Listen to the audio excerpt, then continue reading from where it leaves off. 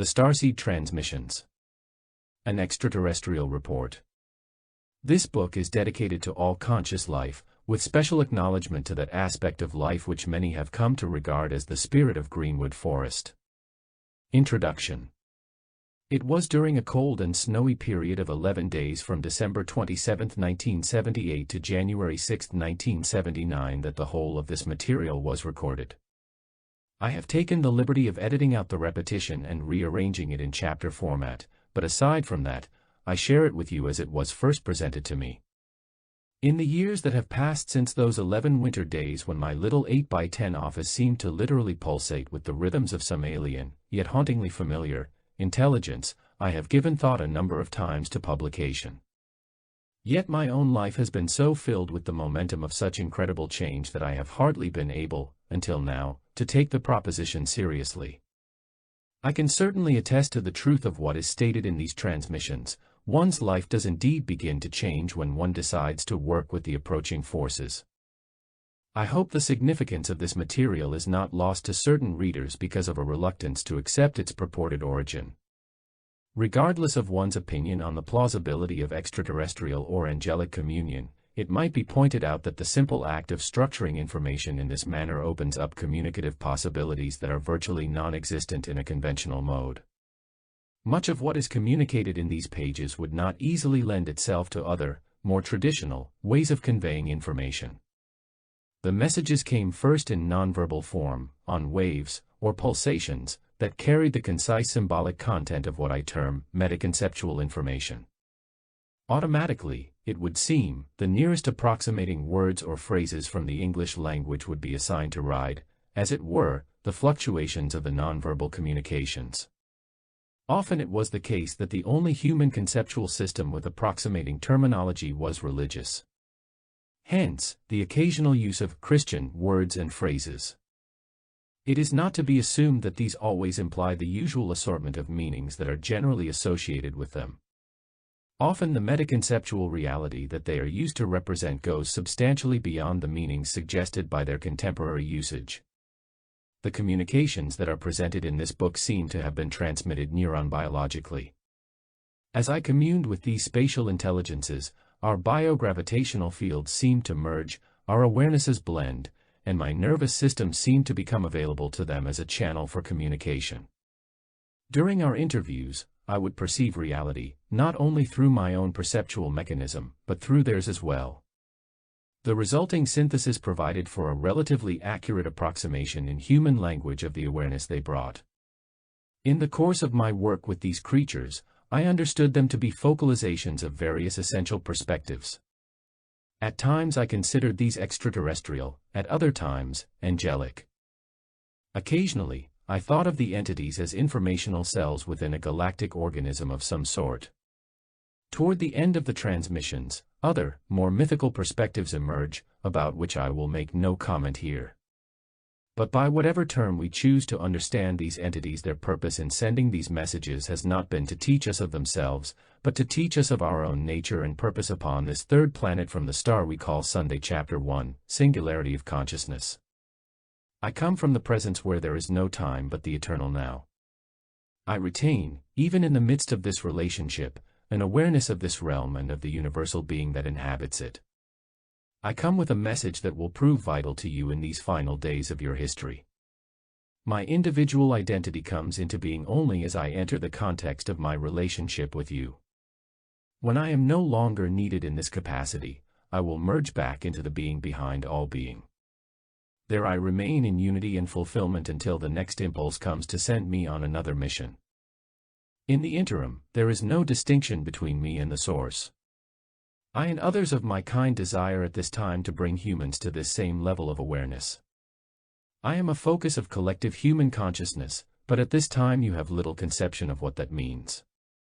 You do not yet suspect what the singularity of collective human consciousness might be. You still draw identity from the present form of your expression. You feel defined and limited by flesh and bones. You are only beginning to comprehend your oneness with other forms of life.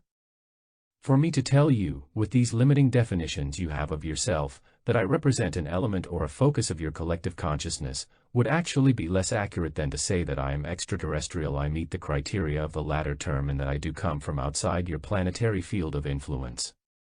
I bring instructions to your race from the directive organ of galactic being.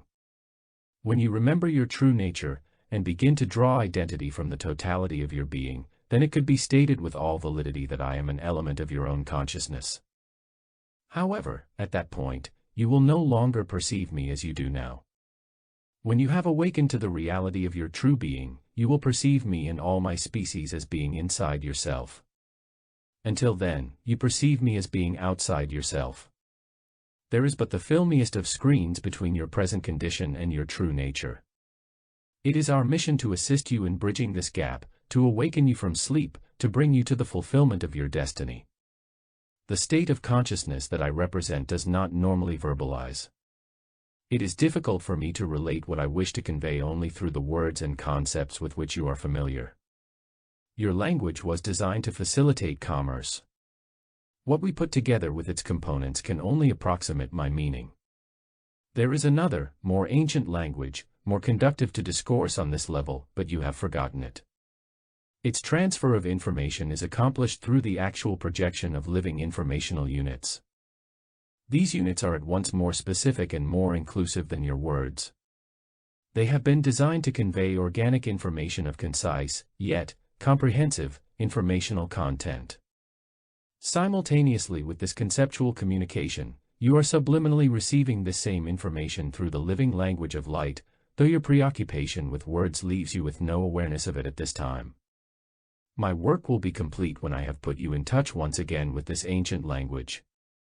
When you have learned to allow the silencing of your thoughts and have begun to focus attention on inner vibrational frequencies, you will become aware of a far more comprehensive picture of all that I am now telling you. Until such time as the life-giving information that comes to you from the source of your being is more readily accessible, I will work within the limitations of your linguistic structure and translate as accurately as I am able. Human beings have a tendency to become imprisoned in their concepts.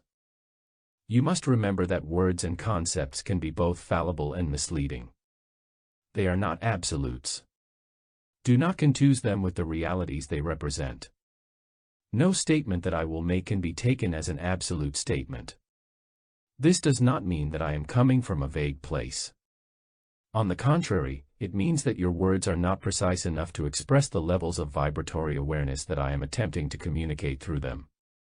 If we are able to get the totality of our message through to even a few individual cells of your collective body, these few should be able to translate this information into forms of cultural expression that will bring about your awakening far more effectively than our overt manipulations of the historical process.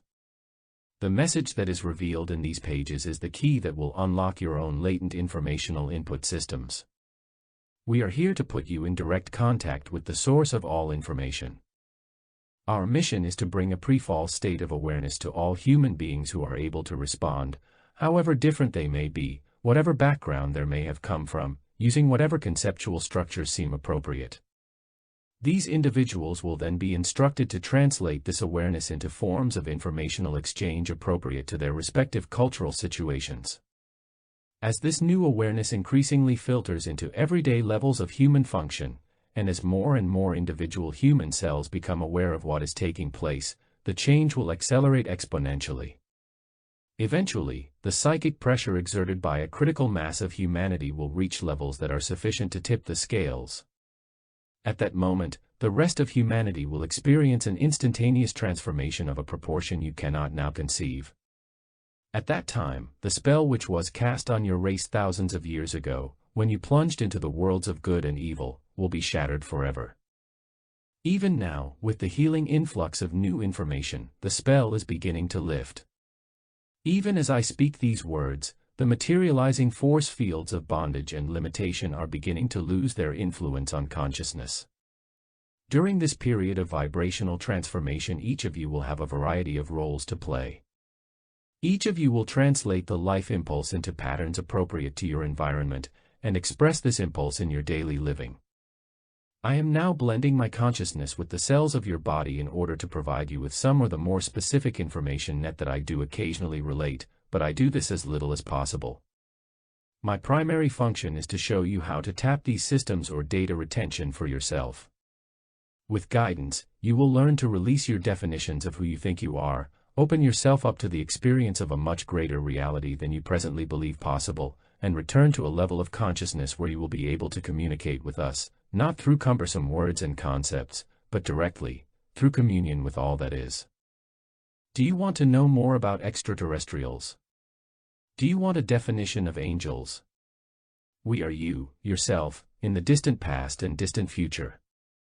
We are you as you were, would have been and still are, had you not fallen from your original state of grace. We exist in a parallel universe of non-form, experiencing what you would have experienced had you not become associated with the materializing process. I act in this capacity as a midwife at your birth into form. I am an angel of destiny, a messenger from the stars, but I am also the reflection of your unity before and after matter. I am here to enter your consciousness, here to wake you up. Blending with you now in this communication that is also communion, I can sense a forthcoming period of union. I sense its strange and awesome realities. I feel like an explorer in some vast and uncharted land. Are you aware of the uniqueness of physical reality? I sense both pleasure and pain at my entry into your events. I sense pain at the potential I see wasted and at my own commission to verbalize. But I sense pleasure at what I am experiencing through your senses, for though your sensory channels are, in your exclusive dependence on them, your great limitation, they are also marvelous instruments of perception. They are truly your crowning virtue as well as your tragic flaw. This is the first time that I have had the opportunity to perceive reality in this manner. I have never seen the structure of time and space reduced to such intricate and beautiful patterns. I would look out of your eyes for a while and take in the colors and the room and the trees outside the window, and delight in the curious way you perceive light, as illumination. I would love to explore your world in a playful and childlike fashion. I can better understand now how you are deceived, such a deep realm of awesome forces, the material plane. Yet you will not be able to continue here much longer if we don't get on with the business at hand. Much that I am now seeing will not survive many more years of human ignorance. It is important that we use this time to supply you with the information you need. It is important that we restore you, as the central control mechanism of this planet, to a proper state of function. Perhaps a day will come, after all has been set to right again, when we can spend some time together just enjoying the wonders of creation. I would delight in an opportunity to travel about with you, seeing what you would show me out of your eyes, hearing what you hear with your ears, feeling the touch of earth on that wonderful substance that is at once both sun and stone. But now there is work to be done. We must forge the conceptual tools that will set you free. Chapter 2: The Other Reality. In your natural state of being, you have no sense of identity distinct from the Creator, except when you are engaged in a relationship. On this level of being, identity comes into focus only in the context of a relationship with some other aspect of being that has become objectified, much as my identity as an angelic messenger comes into being through my relationship with you.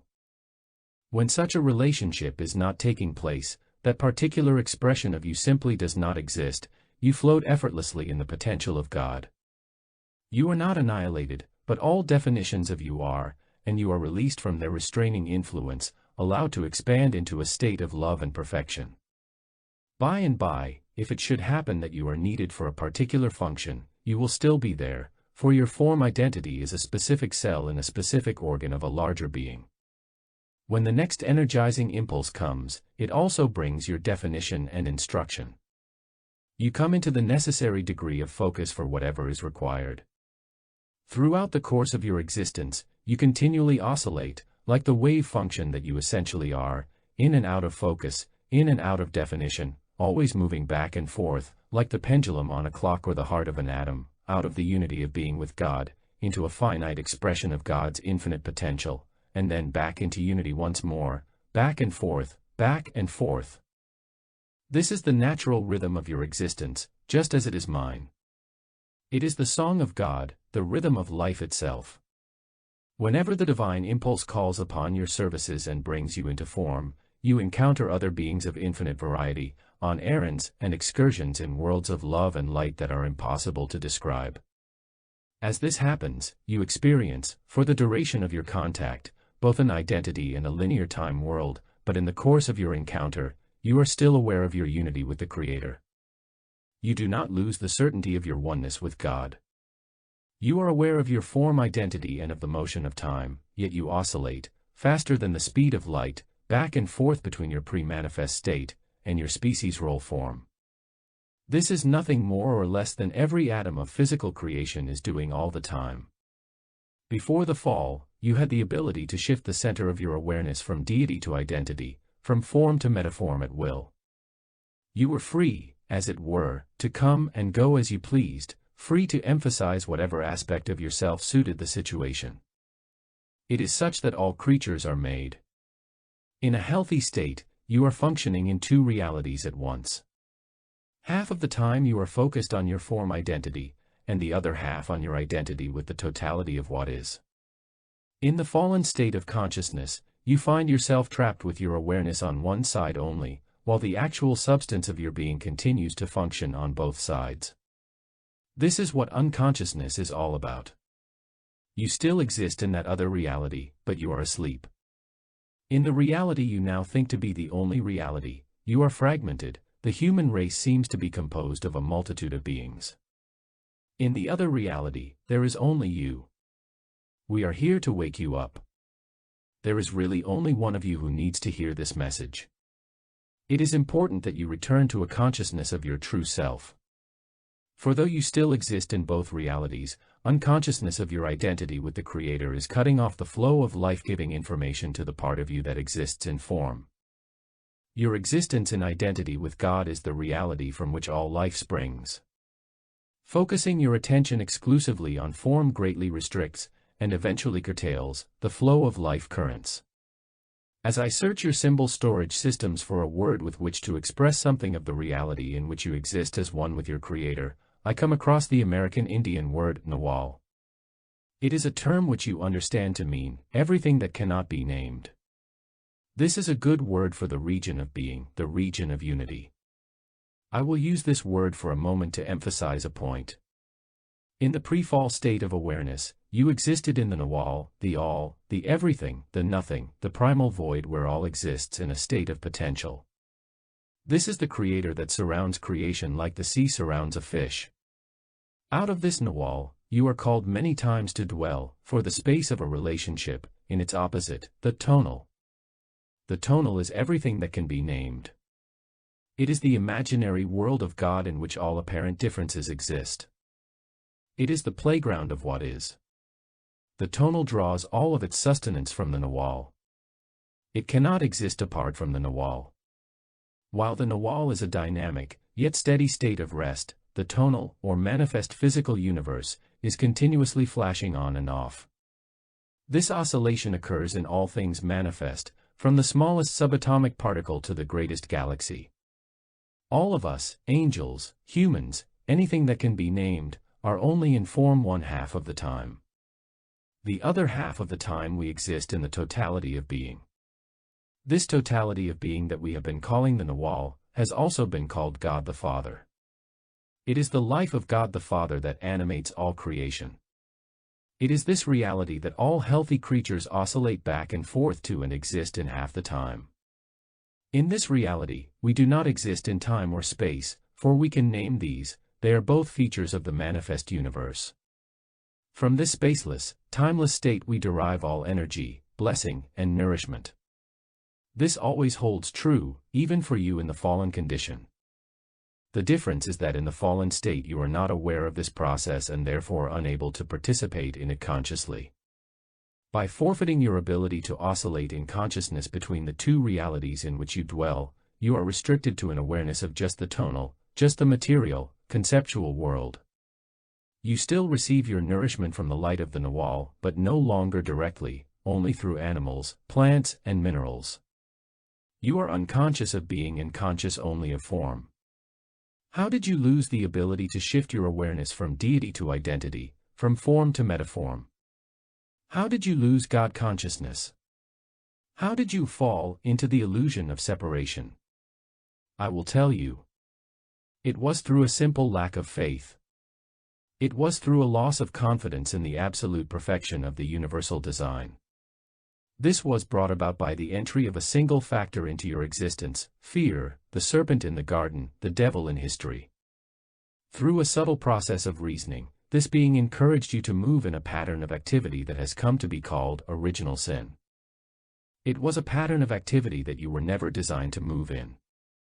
With a clever and subtle lie, you were convinced to not exactly stop trusting in God, but to stop trusting exclusively in God. The moment you did this, your consciousness began to shift from God-centeredness to self-centeredness, and for the first time, you became more aware of your identity in form than of your identity in God.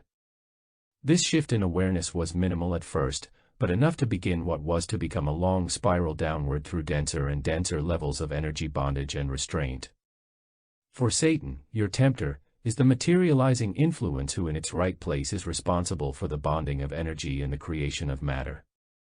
As you began to focus more and more upon your identity in form, you began thinking in terms of defending that form with unnecessary and cumbersome ego structures. It became harder for you to avoid identifying with your experience. You began to carry over past patterns of behavioral response into new relationships. This made you less effective in those relationships because you were no longer fully present, no longer using the fullness of your potential. You were beginning to build up around yourself energized thought structures that imprisoned you. You were drawn by simple gravitational attraction to those realms of space where energy was in the process of being bonded, where matter was being created. Particles of physical substance began to gather along the magnetic lines of your thought structures, and you began to identify with denser and denser levels of physical expression. This process went on for a long while before you actually found yourself in any kind of physical garden. When you did, you had already fallen a long way from your original state of grace, but you were still functioning on a level of awareness far enough above and beyond your present condition to give rise to all the myths and legends of a physical paradise.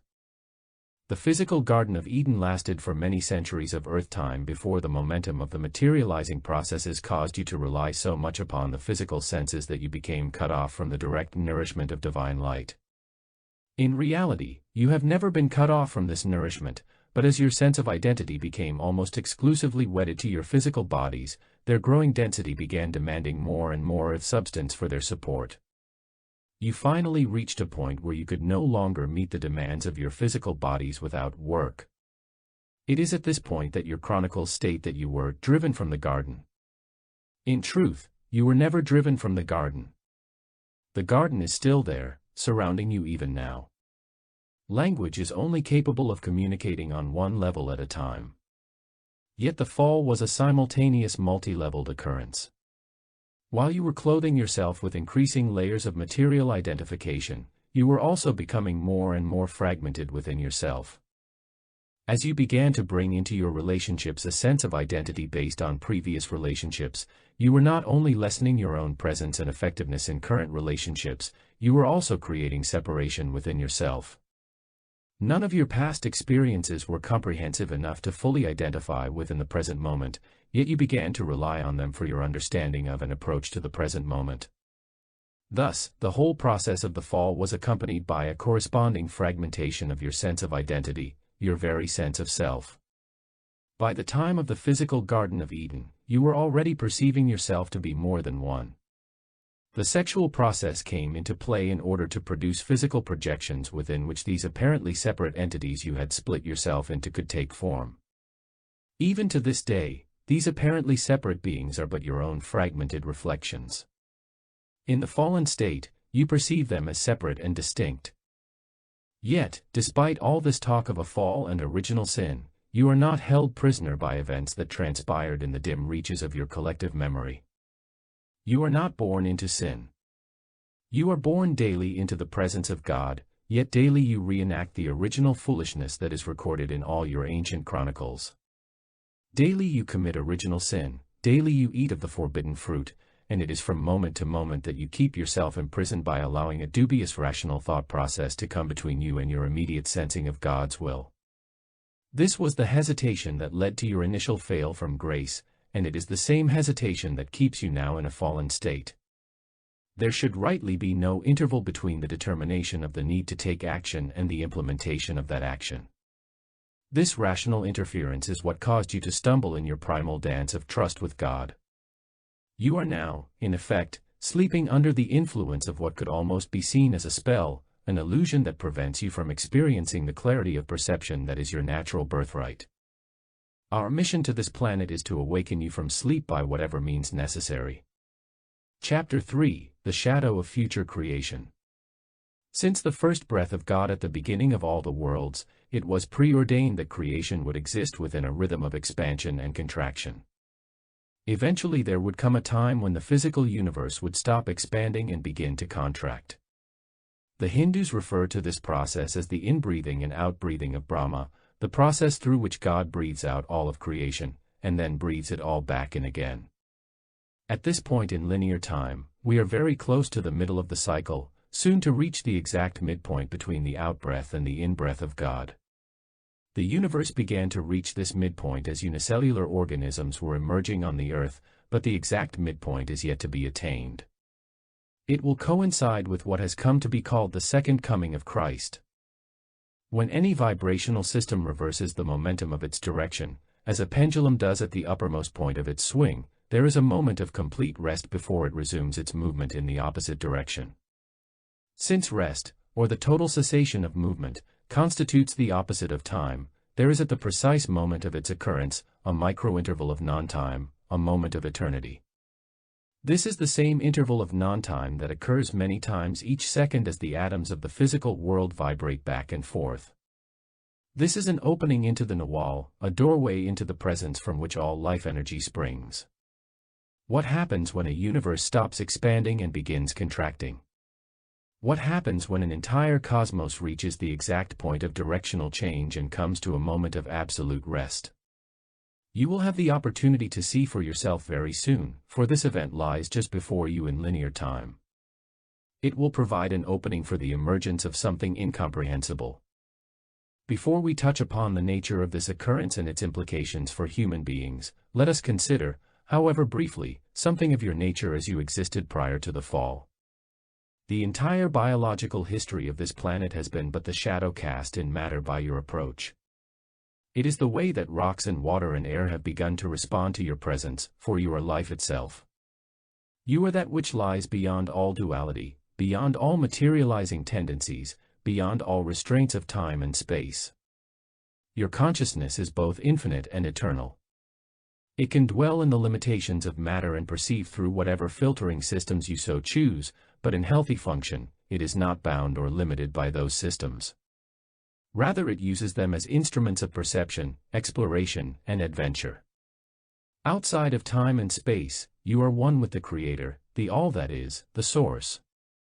But when your consciousness moves within the context of a manifest universe, you become the Son, the Christ. In essence, you are the relationship between spirit and matter, the mediator, the bridge, the means through which the Creator relates to creation. You are life as it relates to planet Earth, eternity as it relates to time, the infinite as it relates to the finite. Though you presently experience yourself as a separate and fragmented species, you are in fact a single unified being, sharing the full consciousness of the Creator. You are brought into living, focused expression when you are inside of creation by the manner in which time and space, matter and energy, sea and stone, react to your presence. As the Christ, as the only begotten consciousness of the Father, you have been given a number of remarkable qualities.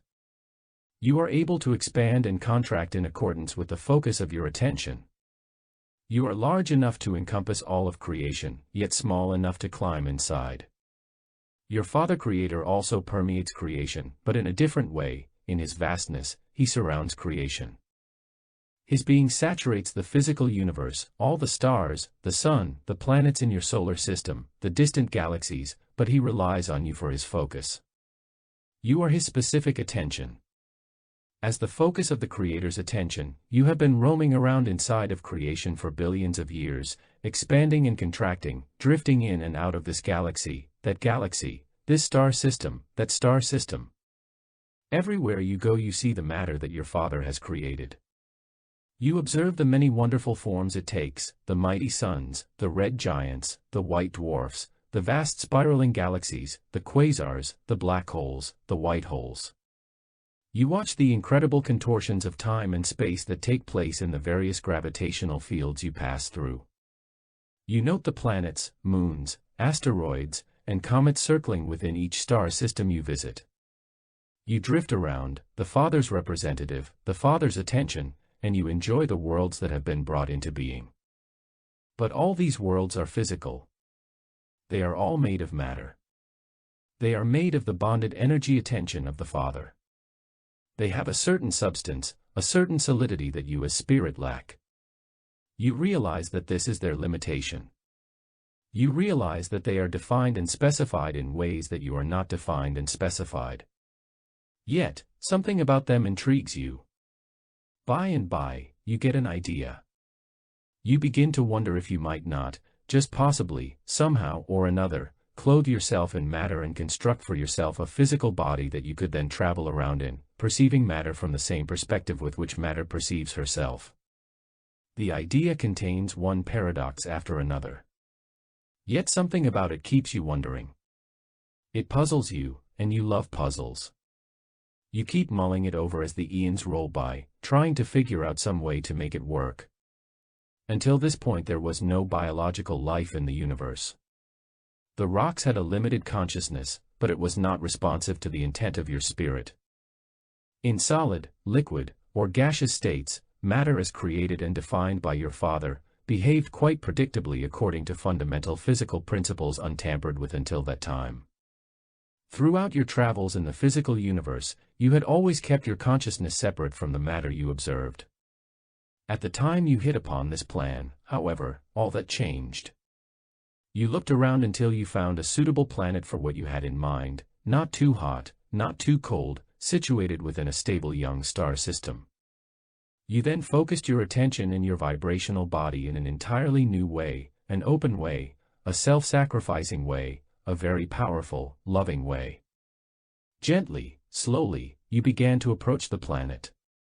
As the outermost edges of your vibrational field touched the waters of the planet, particles of previously inert matter began gently vibrating to the rhythms of your being, aligning themselves with the energy patterns found on the periphery of your awareness. There, on the Precambrian ocean floors, they began combining to form the first cells, the first minute containers for your consciousness. In your new orientation, with your new form of attention, in a gesture of infinite love to this planet, you began offering your consciousness on the time-space cross of material reality. You allowed your consciousness to clothe itself in the limitations of physical substance, accepting its restrictions. You allowed the atoms and molecules that were forming the first cells to come to life with your consciousness, along the lines of your own vibrational field. At the same time that you allowed your consciousness to become clothed with particles that had been subject to the laws of the materializing process, you taught the matter of Earth to rise up in a joyful dance with your spirit. As you drew ever nearer to the planet, the life forms that were taking shape began to contain more and more of your own awareness. You relaxed, opened yourself and gave. You impregnated the Earth with your life, with your very being. You looked out of many eyes and heard with many ears. Before incarnation you were single. You drew identity from the totality of the relationship between Creator and creation. You were the Christ, fully conscious and alert, aware of yourself, unified, integrated. You realized that to accomplish incarnation you would have to allow at least a portion of your identity to come to rest among the creatures you were bringing to life. Each of these would possess a type of hologrammatic consciousness that rightly thought of itself as both part and whole simultaneously. However, the presence of this consciousness could only be a certainty after the incarnation process was complete. During your actual surfacing through the substance of Earth, there was a possibility that certain of the creatures might become self-active. Therefore there had to be a means of regulating your disintegration from without. You wanted a part of you observing the whole process. So as you prepared to enter into the planetary relationship, you created beings to represent your original state of unified awareness. These are the angels. Their value, as well as their limitation, springs from the fact that they have no comprehension of the process you are undertaking. Their instructions were to pretty much stay out of things until near the very end of the process. Then, upon receipt of a prearranged signal, they were to commune with the human beings on Earth at that time and assist them in awakening to their original state of unified consciousness. We received that signal nearly 2,000 years ago. It has taken almost 2 millennia to prepare you for the message we bring. You had to be educated before communion of this nature was possible. However, the time is at hand. Our instructions are to awaken you to a remembrance of purpose, a remembrance of self. It is time to begin the final cycle of conscious creation, during which the Earth creatures themselves participate in the unfoldment of their design. The body you are creating for the habitation of Christ consciousness is to be a mobile body, fueled by the creative intentions of the Father, capable upon completion of leaving the Mother's side. Chapter 4. An interval of non-time. When the universe reaches a point of maximum expansion, a unique phenomenon will take place. There will be a moment when all laws necessary for the creative maintenance of physical matter and all materializing processes become suspended. Due to the relative velocities of the various star systems, this event will not be experienced simultaneously in all parts of the universe, but will travel as a wave across the sea of creation. Existing within this ripple of non-time will be the focused conscious attention of the Creator. As it passes through the material realms, it will stay and take up residence in all life forms with circuitry capable of mirroring its essence. This is the moment when the Creator will slip inside creation, the moment we are attempting to prepare you for. This is the much misunderstood second coming of Christianity. It is the event that primitive civilizations have looked forward to as the return of the gods. The Mayans went so far as to pinpoint its actual occurrence in what you would call the year 2011 A.D. Yet while many of your traditions hint at what is about to transpire, none of them have adequately conveyed the magnitude of impact such an event will have. Indeed, no single conceptual structure is capable of conveying the enormity of what is soon to take place. Those familiar with the scriptures of your various peoples should be in position to understand what is occurring, for these are the times spoken of. Yet you must realize that God did not invent the words used in Scripture. He merely arranged them in the order most approximating his meaning. What is actually happening requires all of biological life to convey its meaning. Words can symbolize this, but hardly portray it fully enough to stand alone. If you would know the deepest truth of Scripture, look not to words alone, but to the great momentum of spirit within your own soul. This is where the living history is being made.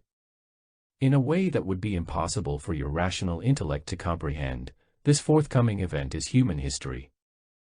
The sum total of all that has happened on this planet is but the shadow cast before. In a very real sense, you have not yet been born. You are still in an embryonic state. You have yet to receive the touch of God's definition. Through the long years of human history, your species has been forming the cells that are to comprise the directive aspect of the physical body of the Creator within creation.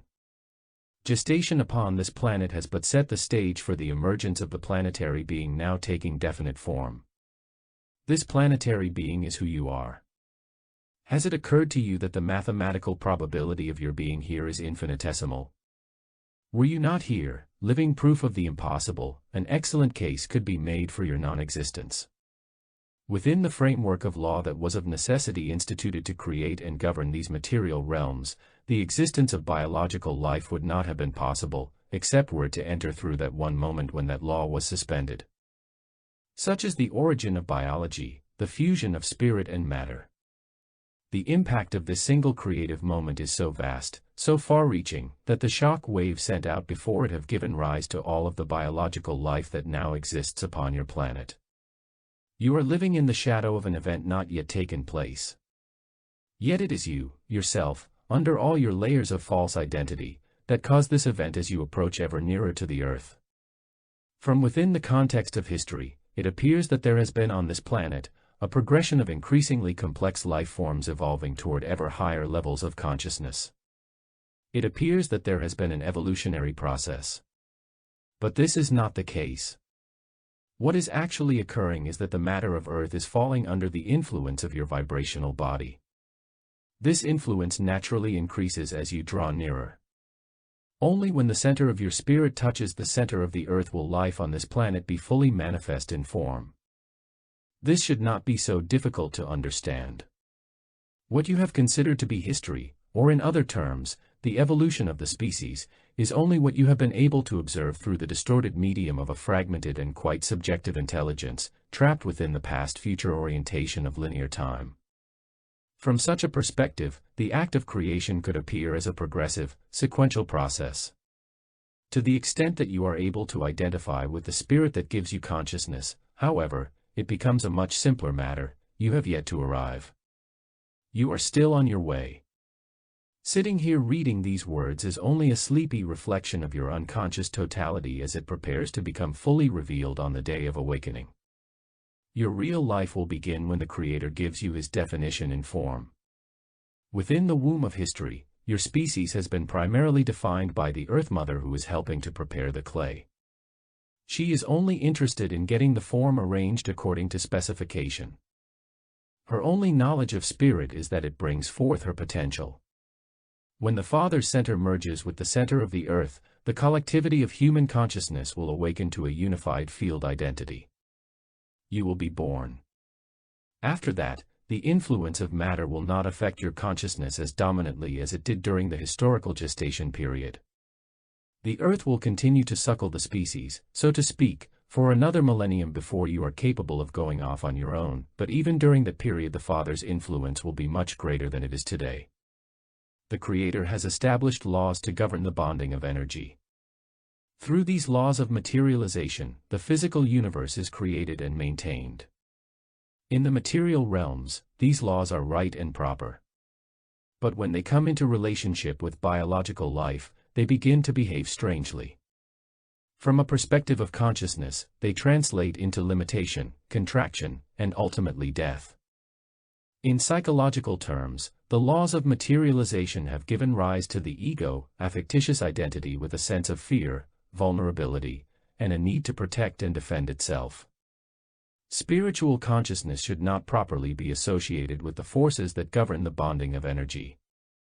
Their historical juxtaposition came about through the process referred to as the fall. During the period of species preparation, the presence of the materializing influence on levels of consciousness has been unfortunate, but not critical.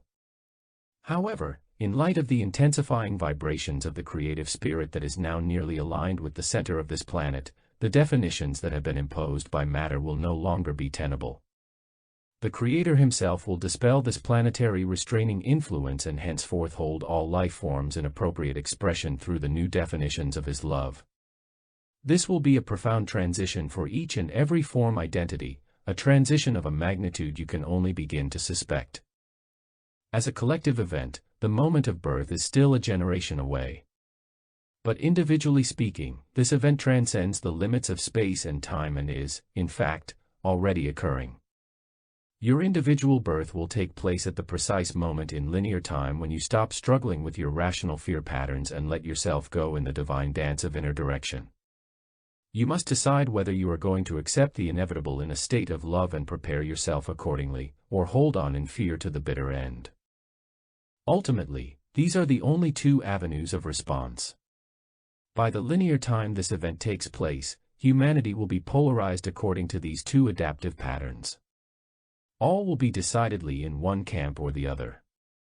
To those of the human race who have tuned themselves into the will of God, the coming interval of non-time will literally expand into eternity. These individuals will be able to experience a lifetime, or many lifetimes, in that eternity, while still retaining the option to return to their physical projections as transformed representatives of the being of life on Earth. These will be our co-workers during the period of planetary awakening. Others, not so finely tuned to the forces that will be released at that time, will feel great surges of energy, lasting for an indeterminate period. Some few will experience an intense fear, and many will die. Everything in physical form at this time, every soul in every kingdom, will feel something incredible, something that according to all the laws of physics ever known or ever to be discovered, could never happen.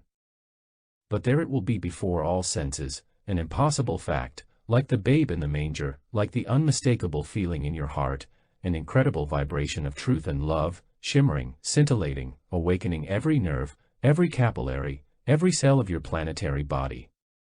Whether the individual form identity reading these words right now will be a surviving participant in that event depends upon what you identify with, and how gracefully you are able to align yourself with God's creative definition. If you can identify with the flow of life through your essential planetary being and release all subjective definitions of who you think you are, you will play your part most joyously in the birthday celebration. God's definition of you in form is much greater than any you could possibly imagine for yourself. During this present period of individual awakening, the first of the 3 creative periods, you are being given the opportunity to embrace this true definition as the cornerstone of your existence. On the morning of creation, you will recognize the unified collective consciousness of all humankind as your own true identity. You will know beyond a shadow of a doubt that you are the bridge between spirit and matter, between creator and creation, between life and the forms through which life flows. If you release the definitions that matter has set upon you, this is the definition that the Creator will bestow, the definition of Christ Himself. Can you see yourself as we of the distant stars do, from the objective vantage point of the ages, with the eyes of the Star Maker Himself? To us, your entire history appears as but a gesture. We see in your passage through the vibrational field of Earth, a gesture that you make, a salute almost, to the energy retention systems of this particular heavenly body. This is how you express yourself on this beautiful blue and white world whirling through space. We have come to remind you who you are. Chapter 5, Mobile Cities of Light. These communications are the second in a 3-part series of conceptual transmissions concerning events now transpiring within the field of magnetic influence around the Earth. The first of these revelations occurred during a period of time from 1967 to 1969. These current transmissions are part of a series being sent during the years 1977 to 1979. The last of our communications to take place on conceptual levels will be sent during the years 1987 to 1989. All 3 periods of transmission occur within what we call the period of individual awakening, the first of the 3 major historical periods still before you. As you read these words, only a handful of your species are able to conceive of themselves as one consciousness, one being, expressing itself simultaneously through a multitude of apparently separate forms. This will not be the case a decade from now.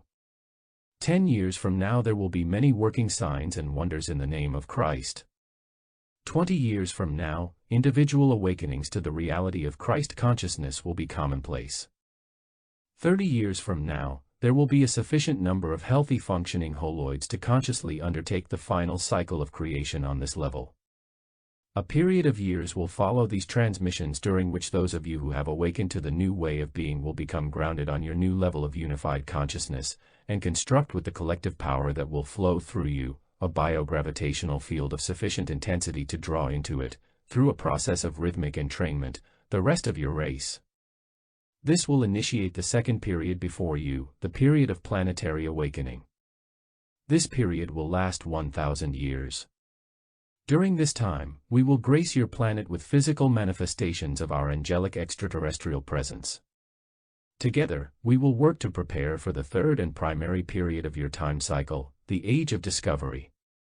At this time in your racial experience, most of you are not yet ready to enter into a closer working relationship with us, but we will prepare you, during the next 20 revolutions of this planet around the Sun, for the time when your collective vibrational patterns are such that we can blend with them on a large scale.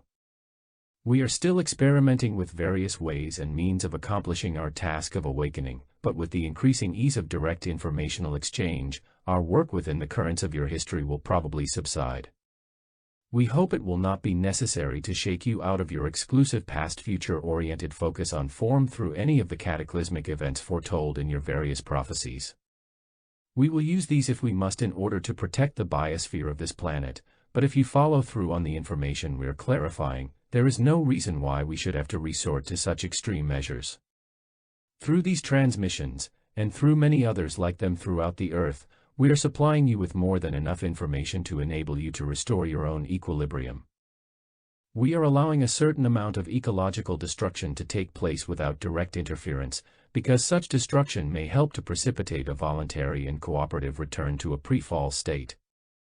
This would be far more meaningful than a return that is forced upon you. A self-initiated awakening will greatly enhance your ability to restore the Earth's ecological harmony.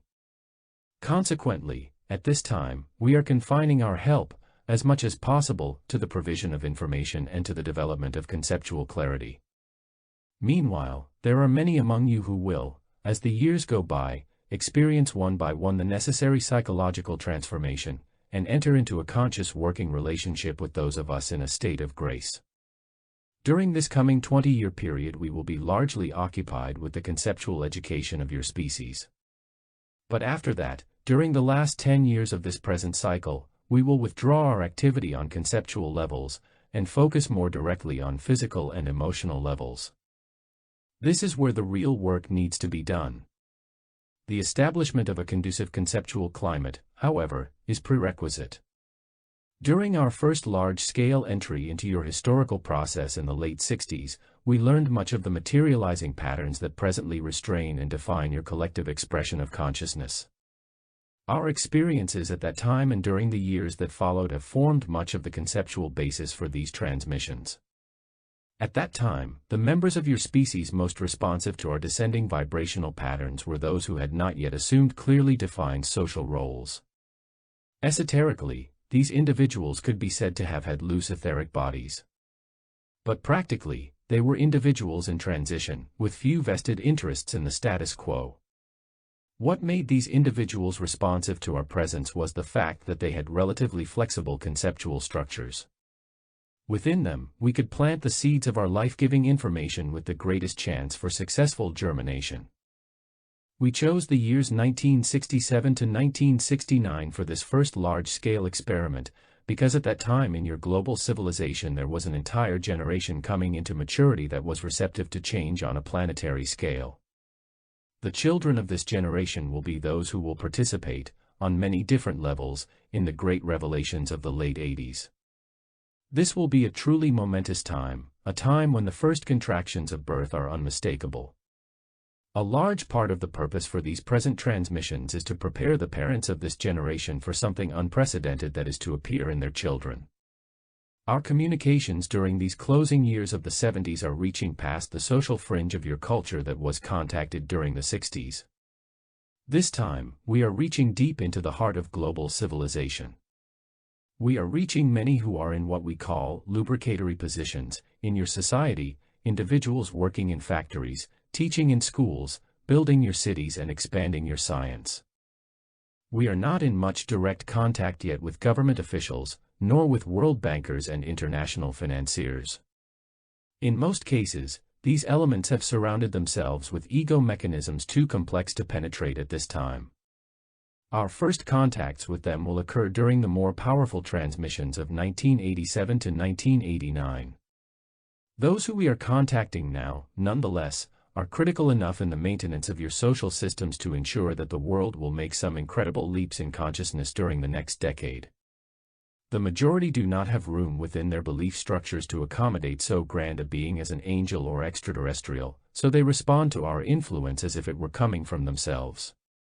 They feel good, they feel clear, they feel the changes in the air. They wake up a little, throw off some of their defense mechanisms and bring a newer and fresher perspective into each situation. Consciously or unconsciously, they begin to adjust their vibrational patterns to more thoroughly accommodate the flow of spirit through them. At times they change radically and attribute their transformation to this or that mechanism. We simply laugh. We do not care how the change comes about as long as it does come. Those who are not yet sensitive enough to sense our presence, feel us as a high, as clarity, or as peace. All we touch are changed in some way. If it seems to these people that the changes originate within themselves, this is all the better, for in fact they do. We do not bring the presence of God, that already exists everywhere. We assist in the removal of conceptual and emotional blocks that prevent the full experience of that presence. We work with all who are vibrationally sympathetic, simple and sincere people who feel our spirit moving, but for the most part, only within the context of their current belief system. Through communication such as these, we are forging more concise conceptual tools that these individuals and others can use to free themselves. Often, these tools are still too conceptual for the message they contain, but they are useful at this time in loosening the bars of the conceptual prisons in which so many individuals still function. If you found yourself in hell, it might be appropriate to grab a pitchfork and fight your way out. In a sense, this is the nature of our conceptual work. Once out of hell, you would no doubt set the pitchfork aside. The concepts that we are providing at this time are strictly transitional, to be used only until such time as you no longer need them. Their ultimate purpose is the dissolution of subjective thinking. We give them freely to assist your race in releasing itself from the spell of fear and reason. Reason is a beautiful and useful process when it springs from the right premise. But the right premise is seldom the starting point for fearful creatures caught in a net of subjectivity. Only when reason is returned to its proper place in the spiritual structure of true intelligence and used wisely in the consciousness of the Christ, will it once more begin to serve the needs of the whole. There is only one spirit, but no limit to the number of forms through which this spirit can express. For the moment, these forms seem important, and they are in so far as their contribution to the whole is concerned, but as the years go by, the range of their differentiation will become of much less consequence to individuals who are sincerely offering their lives as channels through which the Spirit can work. As life is able to express through such individuals with increasing ease, they will begin to recognize each other as differentiations of the same Spirit. Such individuals could be compared to conscious nerve endings of God in matter, channeling the life flow of Christ awareness into each and every cell of the planetary being. By the time of the 80s revelations, knowledge of our existence and our work will be widespread, especially among the younger generation, the prime focus of our efforts at that time. Although awareness of our presence is not necessary to our work, it does facilitate the transfer of information. Many thousands are consciously working with us this very day. So clear your circuitry, my friend. Great portents of change are in the air. Your physicists are speaking of these things in terms that defy explanation. Your psychologists are abandoning the sinking ships of conventional rationality. Your religions are exploding beyond the confines of their dogma in the rediscovery of spirit. It is all here in this present moment. Open your mind to possibility. Open your eyes and see what is around you. There is a new vibrational pattern descending upon your planet. Tune into it and learn an effective way of dealing with the closing years of history. You are being offered an opportunity to enter a new reality. It is already here for those with eyes to see. Soon it will be the only reality to be seen. Those who tune into the new frequencies will find life growing more wondrous every day. Those who tune into fear will find things falling apart. Two worlds of consciousness will begin to form ever more distinctly, the world of love and life, and the world of fear and death. There will continue to be some overlap of these worlds for several years to come, some going back and forth for certain individuals, but as the century draws to a close, the polarization will continue to intensify. The moment of birth will also be the moment of last judgment, the moment of final separation. There will be better times for some and worse for others, depending on their orientation and involvement. Fortunately, the natural tendency of your species is to gravitate toward love and life. For the vast majority, the times ahead will be better than they expect. Some of the worst scenarios have already been rendered impossible. Except in a few isolated pockets where the new energies will not enter until later, the momentum of positive change is being felt everywhere. The coming age will be a time of incredible blessing, restored ecological balance, international cooperation, and universal harmony. Planetary resources will be realistically understood and properly utilized. Humankind will be at peace. All life forms will work together in harmony, cultivating the full potential of the planet. It will be an age of revelation, during which the mind and plans of the Creator will be made clear for all to see. It will be the age when the final stage of incarnation becomes fully manifest in form, when Spirit, working through a fully awakened and responsive humanity, constructs for itself a mobile physical body. Human individuals will not function in such cumbersome fashion as they do today. They will go about their tasks with the grace of dancers, performing to a music that each will hear on his or her own channel, the music of his or her own soul. Through melodies, God will sustain each of his contextual identities in supreme fulfillment. Specific melodies will change with each environment, with each moment, with each task. Yet a consistent overall pattern of musical relationship will constitute the new identity of mankind. The song of the moment will be what each individual is in that moment, translated into an ever-changing musical score. Music will be the informational medium through which the totality of consciousness informs each individual cell of its specific functional duties within that totality. Individuals will participate in this music as well as listen to it. All humanity will be involved in conscious creation, immensely fulfilled in the capacities they serve. When an individual is not required in a functional capacity, he or she will be free to compose the score that will specify a route of musical travel within the body of creation. From a human cellular perspective, the work that is to transpire during the 1,000-year period of planetary awakening will manifest as the building of great floating cities of light, massive fleets of intergalactic starships, constructed from biological components brought to life by the creative intentionality that will work through all humans of that age. However, from a perspective of spirit, the Star Maker will be organically growing through the instrumentality of the human species, a physical body capable of universal exploration. The completed body will resemble a human body in both design and structure.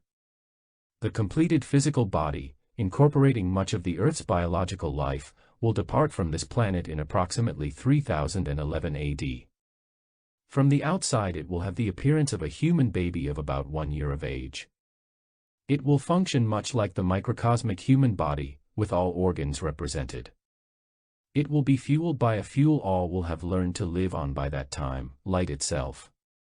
Its design will limit it to speeds slightly less than the speed of light, but this will just be a pleasure cruise, and those wishing to travel faster will have only to use their non-physical vehicles. From the human cellular perspective, the construction of this body will be a gloriously enjoyable 1,000-year period of intercontinental cooperation. From a spiritual perspective, it will be the birth of an organism the likes of which the universe has never seen. As the greatest gathering of interstellar space vehicles ever assembled leaves the Earth in graceful formation, the Christ child will slowly get up, look around, and push itself off into space. Yours is not a tame God to be confined in reverent concepts, but a vibrant, playful energy, the very soul and spirit of life. He comes to Earth not to be somber and devout, but to dance, sing, and enjoy all that he has created. Do not allow the gravity of your planet to weigh upon your consciousness. You have been aware of the effect of gravity on material objects, but it has only been recently, in your space travels, that you have begun to suspect that it also binds and limits consciousness. As a species, you first began to sense this when human beings entered into orbital patterns around the Earth. In the farthest reaches of the planet's atmosphere, gravity was felt, for the very first time, as courtship instead of marriage. Were you listening to the reports of those first human space travelers? They were not alone in their capsules. The entire species was present with them in consciousness as collective historical preconceptions began to fall away. Many among you looked out of their eyes and shared the feelings they felt. Gravitational forces will certainly not be done away with after the coming, but they will no longer affect human consciousness. Had the fall not taken place, they never would have.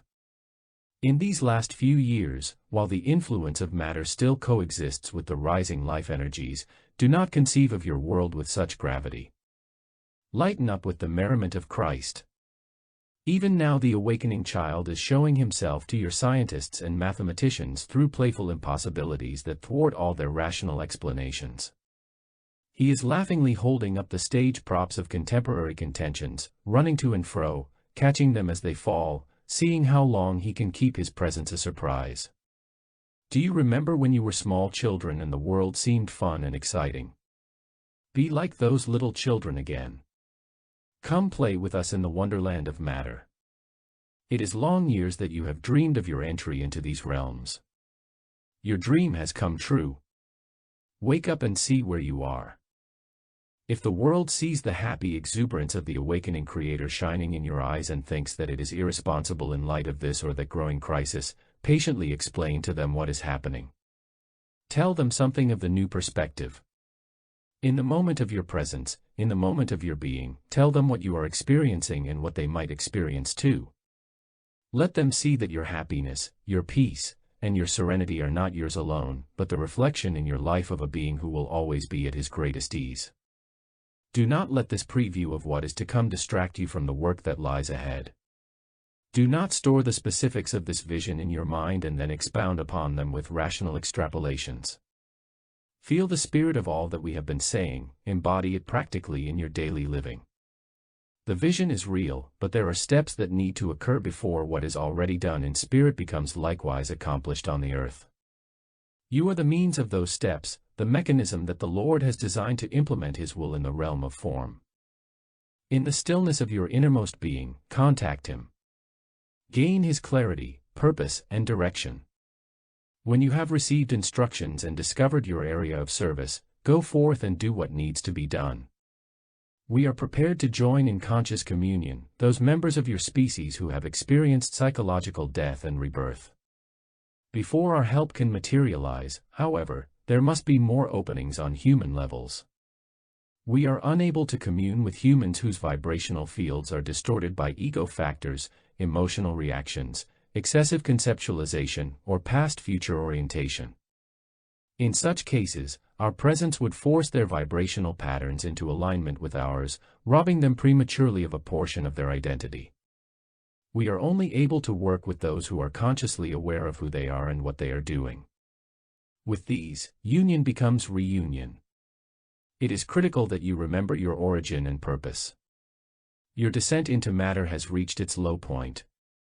If all that you identify with is not to be annihilated in entropic collapse, you must begin waking up, begin living.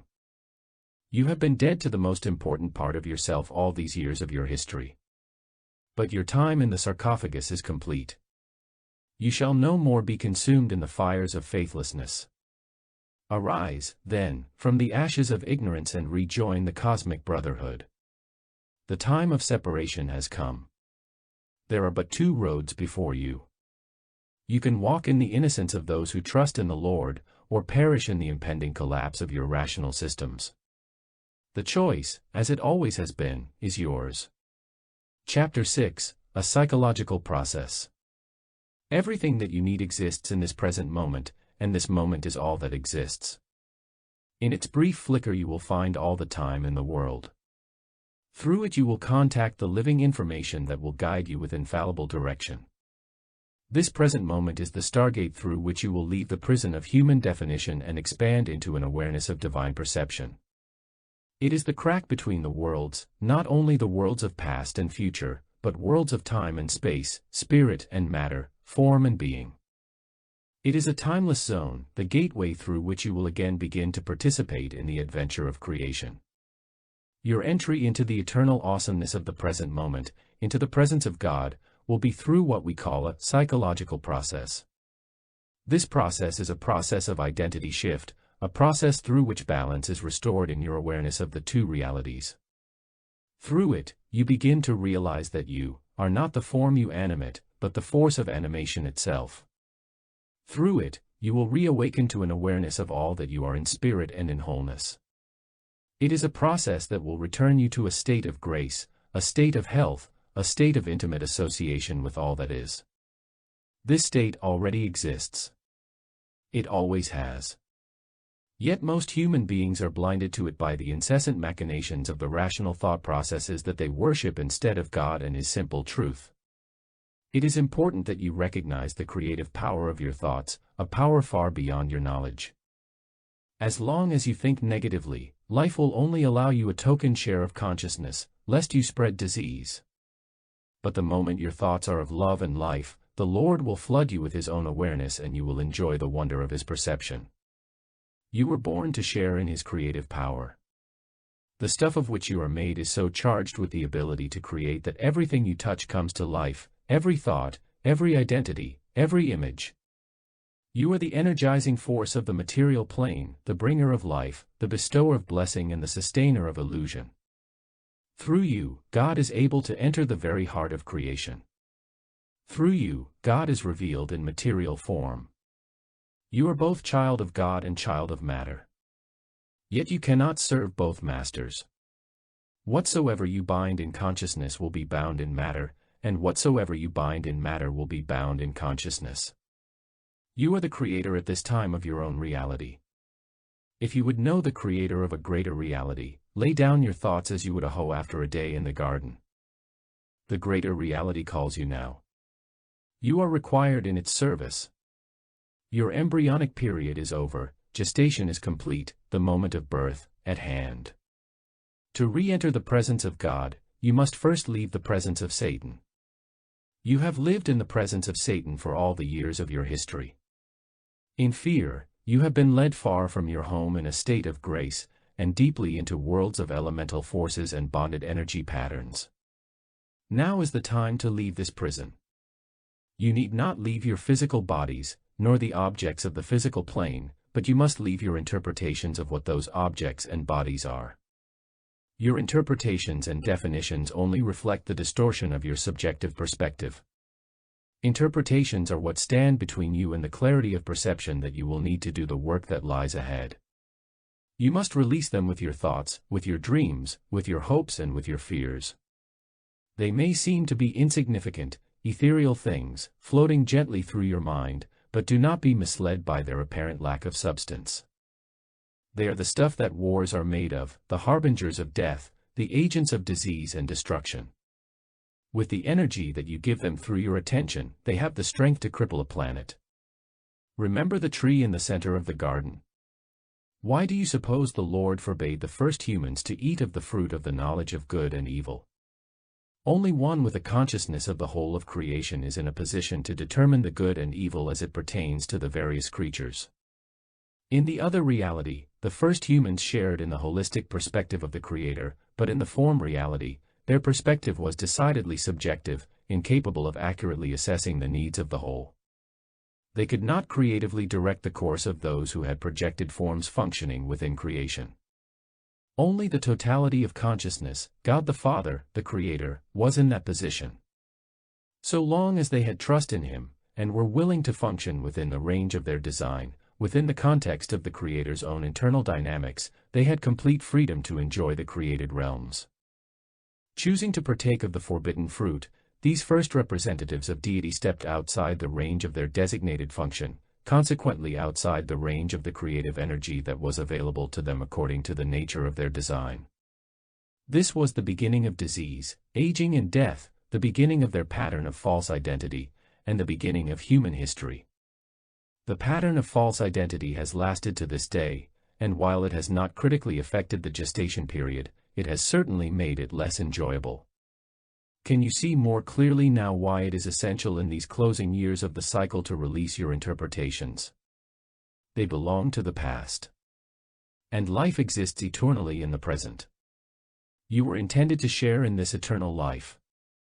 But to do so, you must release identification with the past, release identification with the material garments you wear, and accept the creative definition that life gives to you in this present moment. What do you call Satan? His body is the past, his breath, the future. Energized by your past-oriented guilt and your future-oriented fear, he follows you around like some vast cosmic shadow. He casts his nets of fear on the waters of your awareness, then draws them with ropes of reason, back into a guilt-ridden past.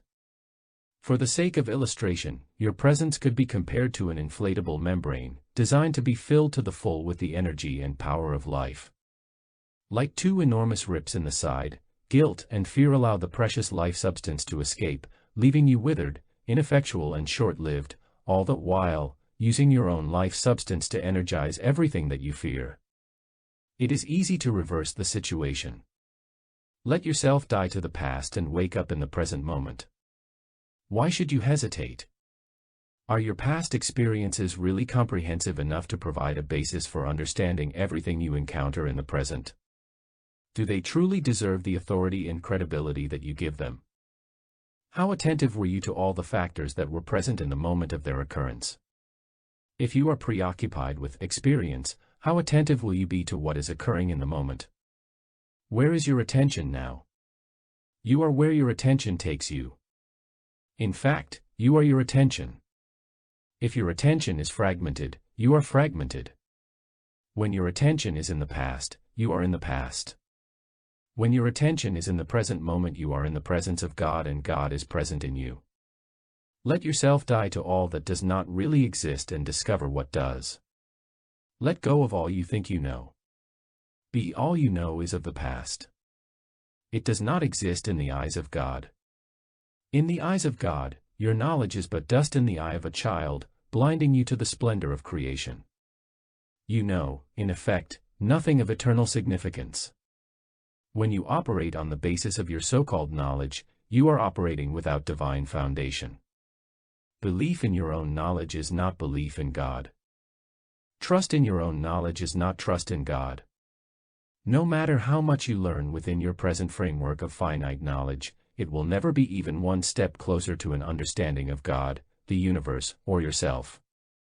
Knowledge, as you presently understand it, will never bring you closer to life. Do not cling, in imagined righteousness, to this or that segment of your experience, as if this or that piece of the past were somehow worth the saving. Well, you say, I will die to everything but this. This is too sacred. This means too much to me. Let it go. Does it mean more than life? You don't need it anymore, whatever it might be. Perhaps you are concerned that some aspect of your identity will not survive the psychological process. You may be right. But you may just as well be wrong.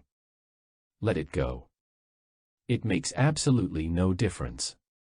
There are no guarantees that this or that is going to survive the sight of God. But the only things that are threatened, the only things that will not survive, are things that do not exist apart from your conceptions, things that have no reality apart from the reality that you give them. All that is essential to you is being sustained by the creative power of the living God.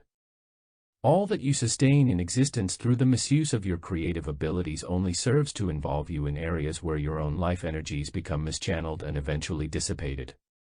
Any belief, any concept, any conviction that you might have that truly mirrors what is present in the mind of God, will still be there on the other side of the psychological process. So you have nothing to fear in releasing these things. All that has been sanctified by God will continue to exist. Only that which has sought to cheat you of your destiny will perish. It is really very simple, let it all go. See what the Lord has in store. Any hesitation that you feel is only indicative of a continued trust in fear and reason. These are the false gods of this age. They will continue to enslave you until your trust is restored in love and life. Trust God implicitly, and the truth of His divine design will be revealed in every situation. This design is your own operating manual. Ignore it in favor of your own interpretations and you are ignoring the blueprint for your identity. Specific information for each and every situation is being supplied to you constantly by the source of infinite knowledge. Why not trust it? Your first impulse will always be, as it has always been, the programmatic instruction from your subliminal analysis system, the advice of your Creator. It will be a direct message from your true self, the impulse of life, the gateway to all that you call heaven. It is the spontaneous spark of divinity as it differentiates through you into your environmental situation. It can assess and evaluate the factors present in any situation at a rate of speed far exceeding a rational thought process. You have all the pertinent information in the universe available simply for the asking. When you are aware of your totality, the life impulse will transmit to you everything that you need to know in any given situation. Its message will always come as your first spontaneous impulse. Be attentive.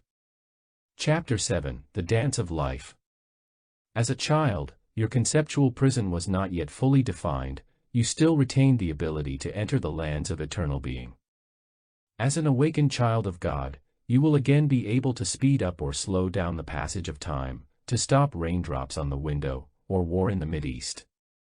With an awareness of the eternity in each moment, with your involuntary data analysis systems providing you with infallible reports many thousands of times per second, you will have plenty of time to correctly assess all the factors present in the moment of whatever circumstance presents itself to you.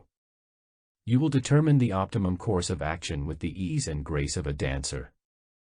You will always choose the path of optimum response, not because you lack free will, but because such a path represents for you both the path of least resistance and the path of greatest fulfillment. You will no longer use your free will to make unnecessary mistakes, but to find out what part you might most creatively play in the whole. In choosing to do God's will, you will discover the only true freedom. Your ability to function will reach the perfection of its potential, and you will have little difficulty correcting the disharmony of your historical situation.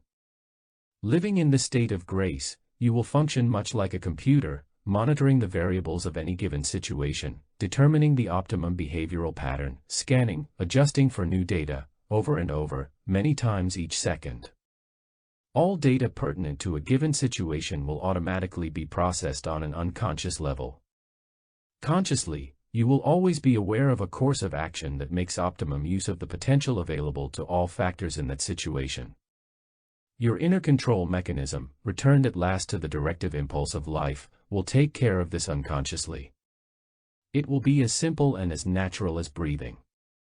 Trusting in the design that God has already incorporated into your physical body is the key to this new type of function. Can you imagine how awkward it would be if you were required to assume conscious responsibility for all the autonomic systems in your body? In a sense, this is what you are doing when you override your autonomic informational processing systems in deference to a rational thought process.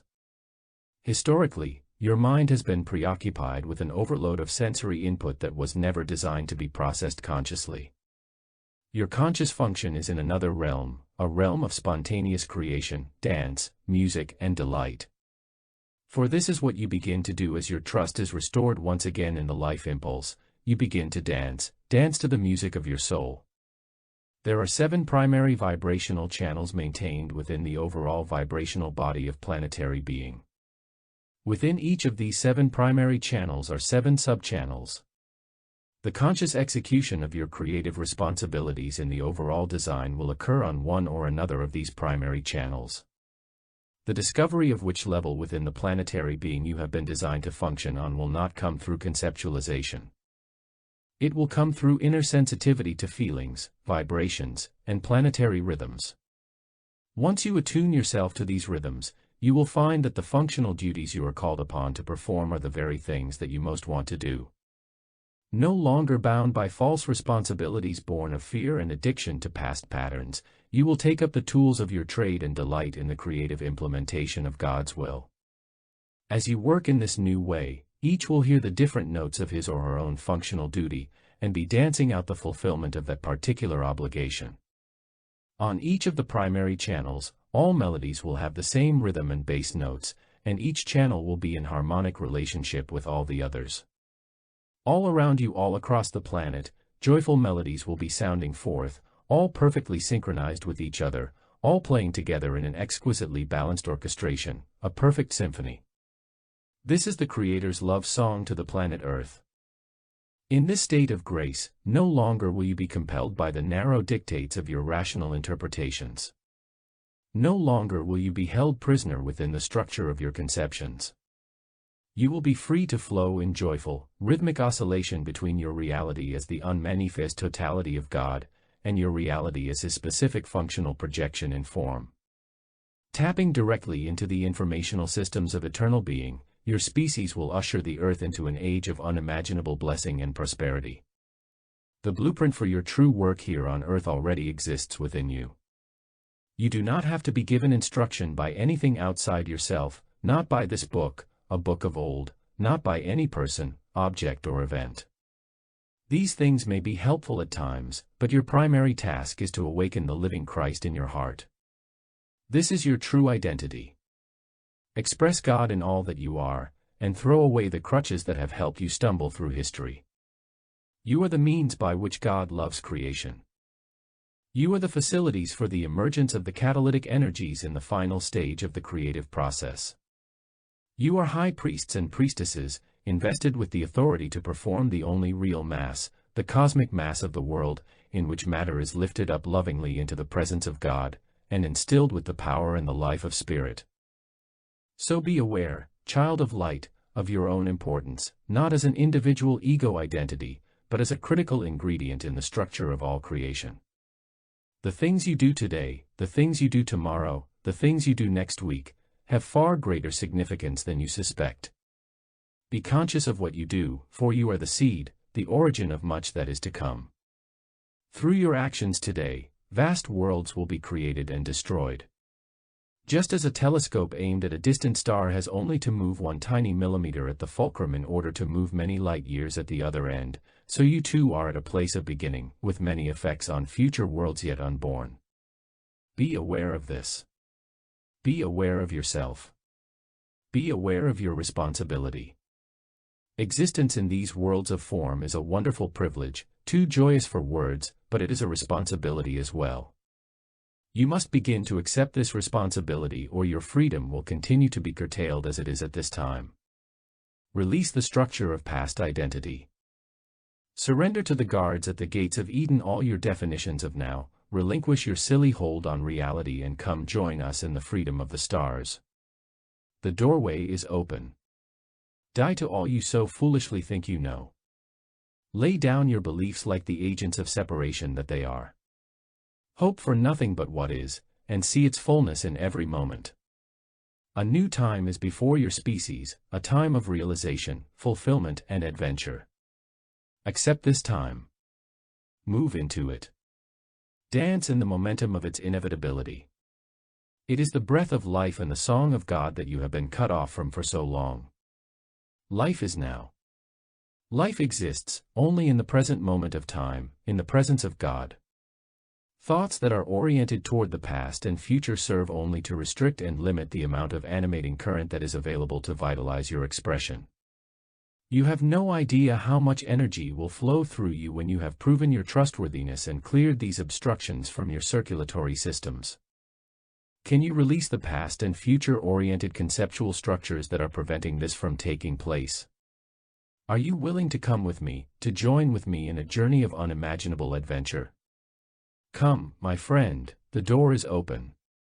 Lay down your fear. Lay down your reason. Leave the past behind. And prepare yourself for transformation. There are preparatory steps as individuals approach the point where they are open to transformation.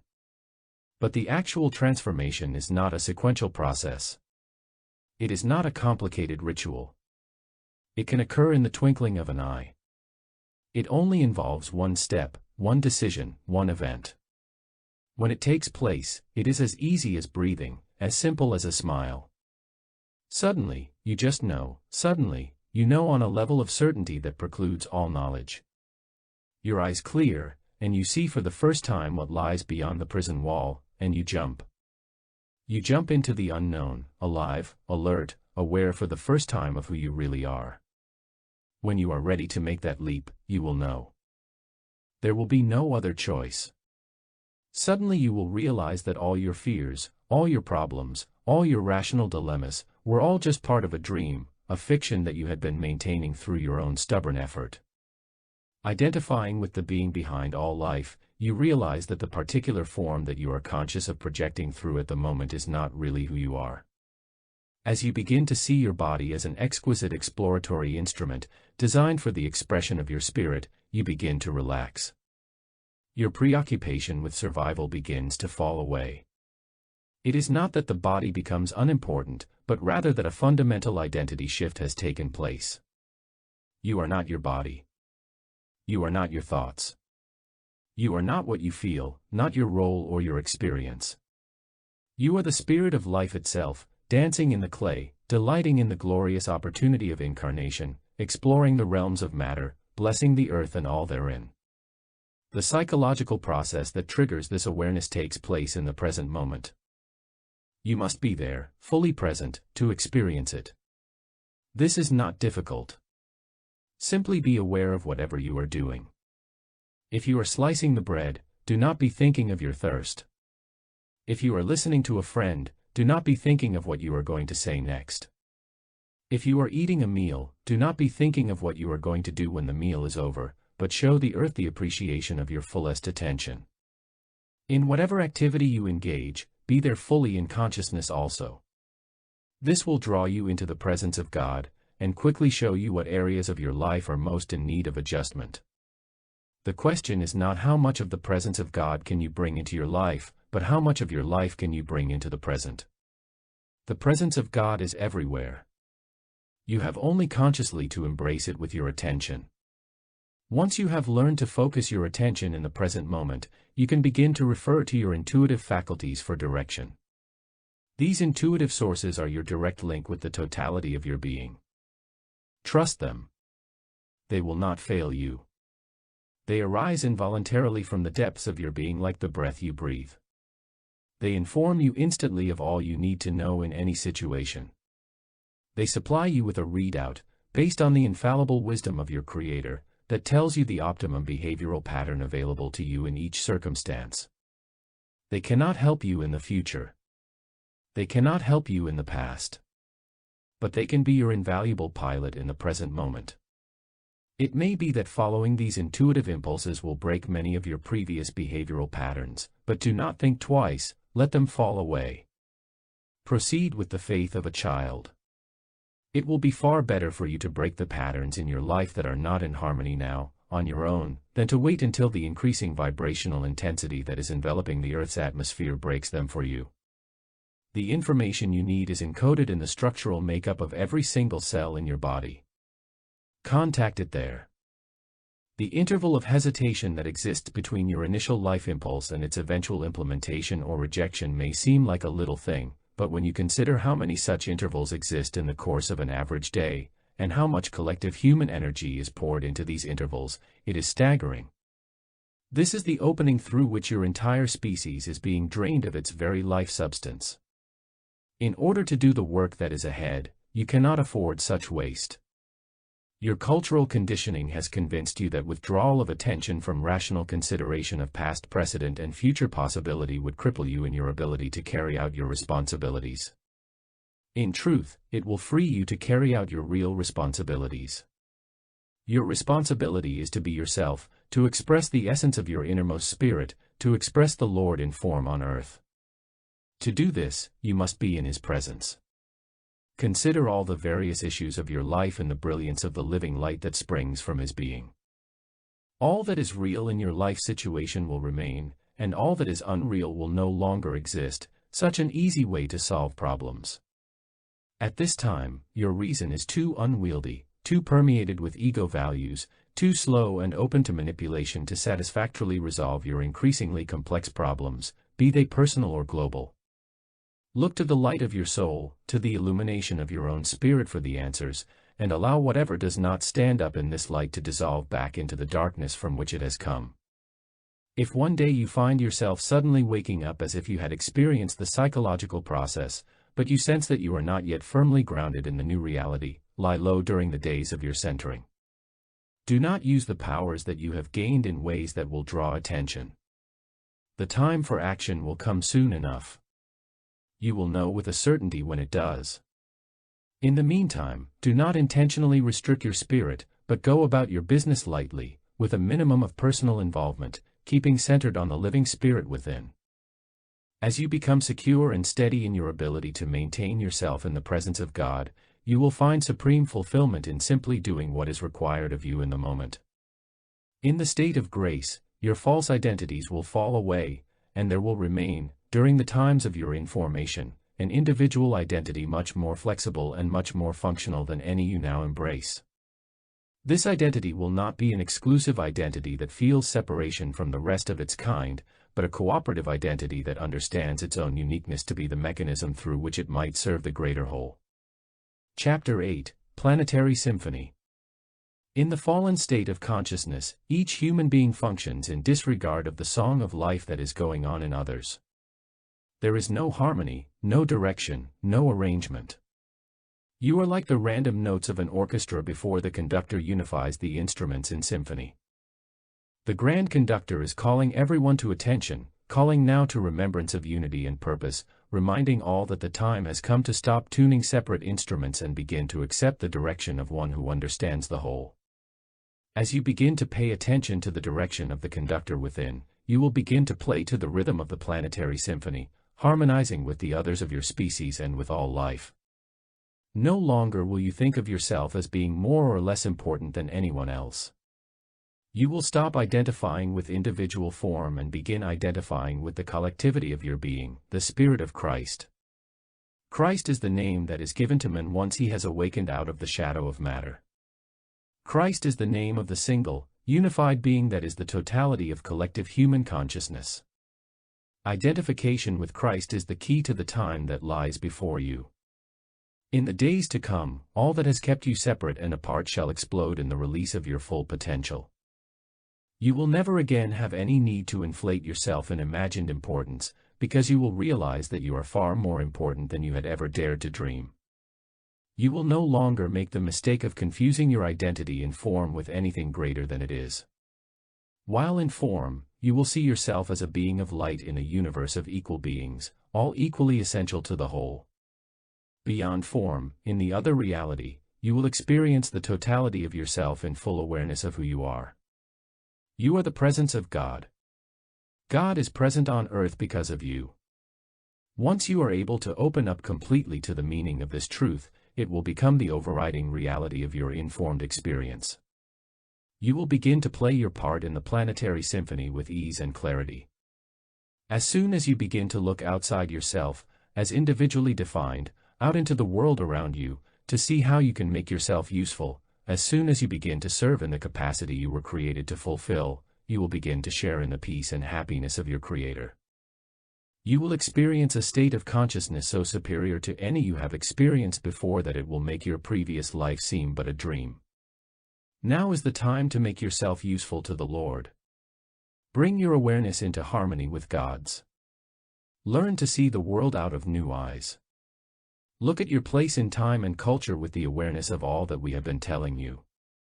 This, in itself, will alter the way that you function. Your perception of the greater reality will enable you to see many things that have been there right along, but that you had never noticed before, things that others around you still may not notice. As you begin seeing these things, one of the side effects will be that your survival ability will increase 100-fold. When you actually see the kingdom of heaven in operation on earth, all that you require for survival will be drawn to you like a magnet. Life will be simple and easy. Problems will fall away like dust from your eyes, and the glory of the new reality will begin to shine forth in all that you do. With great clarity and peace, you will do what needs to be done. Life will begin to work extraordinarily well. Thus will be the fruit of restoration, the fruit of your return. Already the rivers run with life and the cities sparkle like diamonds for those with eyes to see. See with the eyes of God. Let His vision be your vision. See the new world unfold before you, even as the old falls away like leaves falling from a tree in the autumn of the year. Reclaim your identity in Christ and inhabit the new world even as it takes shape before your eyes. Do not focus on the world that is polarizing towards selfishness and fear. Do not pay attention to the old that is crumbling around you. What has been shall soon be no more. Let the dead bury their dead and concentrate solely on the building of the new. If you find yourself able to see more good in contemporary culture than ill, continue to work within that culture in whatever capacity you feel suited. Spread the light to all you meet. It is good that you feel this way.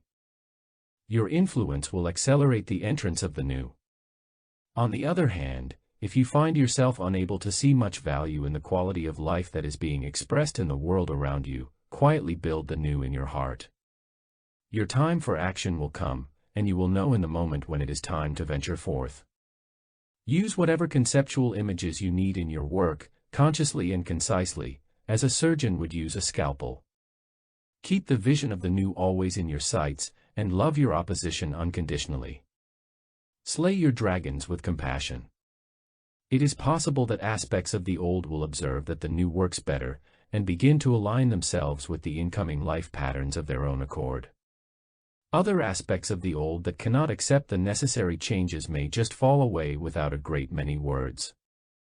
In the end, it will not be those who shout the loudest who triumph, but those simple souls who, in trust, accept the inevitable and work quietly and honestly to root their lives in God's love. Withdraw your energies from informational exchange systems that serve only to draw attention to the destruction of the old. Withdraw the energy of your attention from any form of media that keeps you ever conscious of the death cries of exploitive and manipulative systems. Do not be concerned with global negativity, but look to yourself, to your children, to your families and communities. There you will find the best news of all. That time has come, and the planetary being of which you are a part is at long last beginning to awaken and throw off the blankets of history. Chapter 9: Islands of the Future. As you reorient toward the new way of being in the world, you will be drawn to centers where the vibrational atmosphere is more conducive to a healthy state of function. These centers will represent the focal points around which the organs of planetary being will form. They will be, in a sense, islands of the future in a sea of the past. Within their vibrational field, the new age will blossom and spread organically to cover the earth.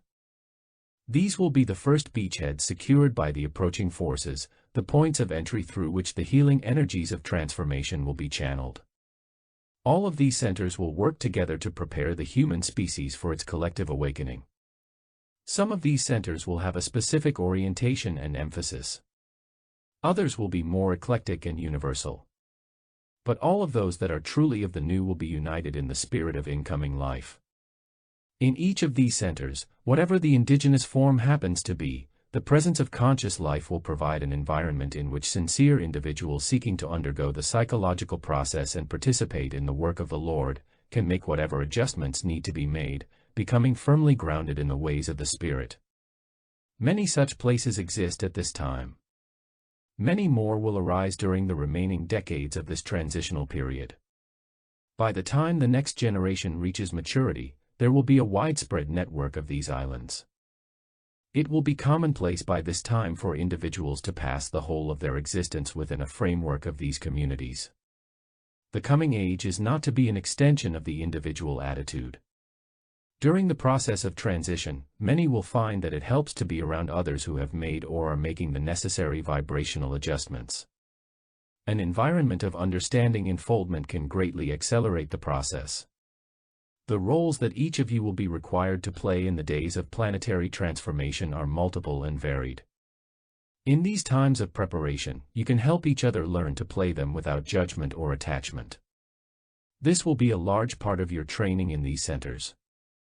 You will learn to take responsibility for your particular function without ego identification, to share individual resources with others as parts of a greater whole, and to surrender whatever behavioral patterns are no longer conducive to a harmonious flow of spirit. There will be a place for leadership within these centers, but primarily in the context of practical management. Such leadership will not constitute a spiritual hierarchy. Within the atmosphere provided by these centers, one must take complete responsibility for one's own awakening. Though living and working together will accelerate the process for each individual, no individual will rightly be in a position to arbitrarily dictate the way for another. True spiritual leaders will not try to hold you in subordinate patterns, but will pull you, as quickly as they can, to their own level, and push you, if you are capable of going, beyond. On the other side of the psychological process, the greatest among you will, as Jesus taught, be the servants of all. It is these servants who will rightly occupy the necessary positions of practical leadership. Those who do not have the humility to accept this necessary authority in matters of day-to-day living will not be among the meek who inherit the earth. One of the first orders of business in the process of planetary awakening is the distribution of information. Those involved in New Age centers today are already engaged in this work. Their function is to receive the breath of life, translate it into the information that is required to transform existing social structures, and distribute it accordingly. This will involve them with all facets of communication, not as observers, but as programmers and directors. Your communication systems have been waiting for this day. They were created for this moment. Do not shun the technology that is available. Though it has been abused in the past, in loving hands, it is capable of transforming the consciousness of your planet more quickly and efficiently than would otherwise be possible. These are tools for the hand of the Lord. Do not fear them, but love them, and use them to spread the message of love to all who have not learned to tune to other, more direct channels within themselves. In the age to come, your technological methods of communication will be rendered obsolete by a system of informational exchange far superior. In that day, none will need the systems now in use, and only a few will find them entertaining. But for a short time now, they are to be the vehicles of much change. Use them wisely and with discretion. In this literate culture, you will be working with words, but realize that it will not be the words so much that spread the message as the spirit that you yourselves are able to put behind the words. Choose your words carefully and wisely, or better yet, let the spirit choose them for you. But realize that they are but the representatives of a greater truth. Be clear about this truth yourself, and your words will reflect that clarity. Many will not even remember what they heard, just that they felt somehow lighter and more alive after your presentation. This is the way it should be. Do not sell yourself or your organization. Those who are meant to find and work with you will. As the work of your center begins to flourish in the early light of dawn, do not conceive of yourselves as being specially selected or somehow superior to others who are working elsewhere. Your center is the one appropriate for you perhaps. But the same truth can be experienced through different forms, and strict identification with any one form, however conducive to the spirit, is merely an extension of ego. All awakening beings are equal in the sight of the Lord. All awakening organs in the body of Christ are equally essential to the work that is to be done. The more you are able to use form, without emphasizing it, the more powerful will be the impact of spirit. Understand that though you are the instruments of change, it is not you, in the individual sense, who are bringing change about. It is the Creator moving into your history that brings change. As His being envelopes your vibrational atmosphere, change will come, with or without the participation of any one group or any one individual. This is not to make light of the roles that groups and individuals will play. But do not fall under the spell of ego. Be simple in motivation and your actions will have far more significance. If some small piece of the truth should come your way, acknowledge and respect it, but do not give it more importance than the pieces of truth that others around you are finding within themselves. In these years of transition, the concepts that prove beneficial to you may not necessarily be concepts that others would find as helpful. All spokes converge at the hub. Be patient, the Lord's hand is on all things. Let each gravitate to his or her own comfortable level of understanding and be impeccable in your own. With stillness in your mind and silence in your heart, enter into the presence of true identity, where there is neither guilt nor shame, fear nor blame, but only the loving expression of truth. Breathe deeply and identify with the breath of life that animates your body and gazes out of your eyes. Then extend to others what you experience. Through you and your center, let the Spirit create an island of love and harmony that can be felt throughout all the countryside around you. Then let these islands arise. Let them arise in the Americas. Let them arise in Asia. Let them cover Europe with their peace. Let them spring forth in the Indian subcontinent and dance across the face of Africa. Let them be, let them breed, across Australia, New Zealand, and all the isles of the mighty oceans. Let them cover the globe in a living network of love and truth. Let all men and all women of all races and nations arise together and dance to the joyous music of life. For there is but one Father Spirit and one Mother Earth. All have a common root and destiny. All are children of clay and sun. Chapter 10, The Living Information. Christ is the single unified being whose consciousness all share. He is the being who sacrificed, for a time, his unified sense of identity, and cloaked himself in the matter of a planet that a species might share his life. He went to sleep to dream an evolutionary process that would leave him, upon awakening, clothed in a physical body comprised of many human cells. Christ's first coming was the first time since life appeared on earth that the totality of consciousness woke up in the frame of a man. This was Jesus of Nazareth. Through Jesus, Christ walked the earth and began to prepare the human population. He taught the matter-bound humans of the Roman Empire to do the opposite of all their habitual inclinations: love your enemy, give away all your material possessions, be humble, and so forth.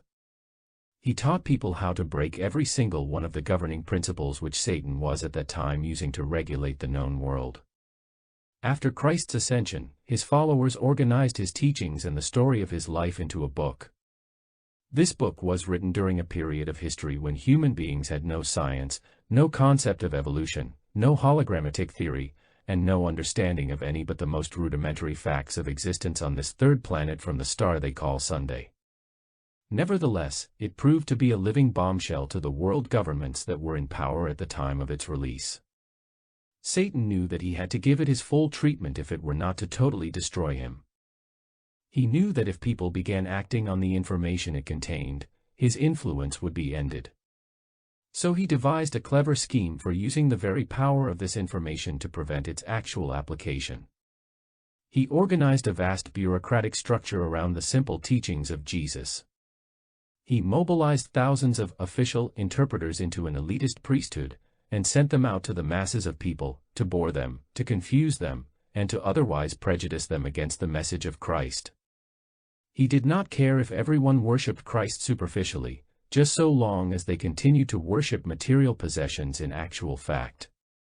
He did not care if everyone gave lip service to the teachings of Jesus, just so long as no one tried to live them. His primary maneuver for distracting humans from the message of Christ was to emphasize the messenger and the mechanics of the message, while disregarding the substance of what was taught. The call to take personal responsibility and to implement Christ's teachings in daily life became lost in crucifix worship and later in scripture worship. The message of Jesus, to disengage oneself from the influence of matter, and become filled with the Holy Spirit, became buried under a catalogue of religious verbiage and dogmatic interpretation. Self-righteousness was encouraged in the name of the Lord, and many died defending interpretations that had nothing to do with the simple truths of Jesus. It is easy for the self-righteous of this day to feel smug superiority when mention is made of the Inquisition and the Crusades, but it is only the names and the places that have changed. Everywhere my eyes see, and everywhere my ears hear, those who claim to follow in the ways that I have taught are flaunting their religious superiority in the faces of those who speak with different words, as a woman might flaunt a cape of unique design. There is nothing more sorrowful than to observe this behavior among those who claim to live by my truth. Have 2,000 years not educated your race to the absurdity of conceptual argument? Every language that my teachings have been translated into reflects but another variation on my original meaning. Even within the context of a single language, there are those who hear different meanings in the very same phrase. Those who extrapolate with the rational mind rather than with the love in their hearts will find meanings as many and as varied as the sands of the sea. Do you not know by now that it is not the words that matter, but the life of the Spirit behind them? If you cut off the love in your heart to another because of conceptual differences, I will cut you off from my life, like a pruner would cut a branch that has no merit. The pattern of every leaf is not the same. Every branch does not leave the trunk at the same place in the same manner. You are all brothers and sisters in consciousness. Do not separate yourselves according to the ways you like to think about things. What is happening is far beyond your childish ideas. In the end, it will only be those who have abandoned their conceptual preferences who will understand the truth of love incarnate. I am Christ. I am coming this day through the atmosphere of your consciousness. I am asking you to open the door of your reason, to allow me into your heart. Let me spring up from the ashes of your ignorance like the flame that burned brightly in the simplicity of your childhood. Look to the Bible of love, my living presence in your heart, rather than to the wordy debates of little minds on the written word of old. Man is not impeccable in his past, but God's word has never changed. It is a word of love and a word of life. It unites and rejoins all who hear it in the truth of being. Its verbal translations are multiple and varied, and if they can lead you to the love and truth that lives behind them, good, use them. But if they separate and divide you in the many interpretations of reason, cast them aside and listen with your inner ear, there I inform you directly. Hear my word through the love of all that is. Do not hold your mind in tight conceptual patterns, but relax and open it as a rose opens her blossoms. Discover who you are in God's sight. These are wondrous times to be alive. Those who split these words, or the words of old, will be but doing the work of Satan. Listen to the living word of God in your heart, and be at peace. Until the time when all human ideas fall away and you enter the secret place where God's plans are revealed, do not bicker with each other over the limitations of your understanding. If any find fault with these words, and say that this is not right, or that is not right, quickly agree with them and be about the Father's business. No words will ever be right in the reason of men. What I bring this day is more than words. I bring the living information of life. Accept it and the love in which it is offered. I am the bridegroom, spoken of old. I came to you first through a man named Jesus. Your race was not fully prepared then for my coming, so I set the seeds in that age for this event that is before you. You should be prepared for these teachings. I planted their seeds on the hills of Galilee. New men and new women had to be prepared through the years of Christian civilization, for the bridegroom could not put the new wine into old jugs. But rejoice. The millennia of your fasting are over, the bridegroom returns. Let us prepare the feast. Take and eat of this truth, for it is my body, and drink of this love, for it is my blood. I have come to establish a new relationship with your species, and the ways of old shall be no more. See how all things are fulfilled. I am the sower and you are my seed. In ancient times I have fertilized the earth. Now the planet has borne fruit and the harvest shall begin.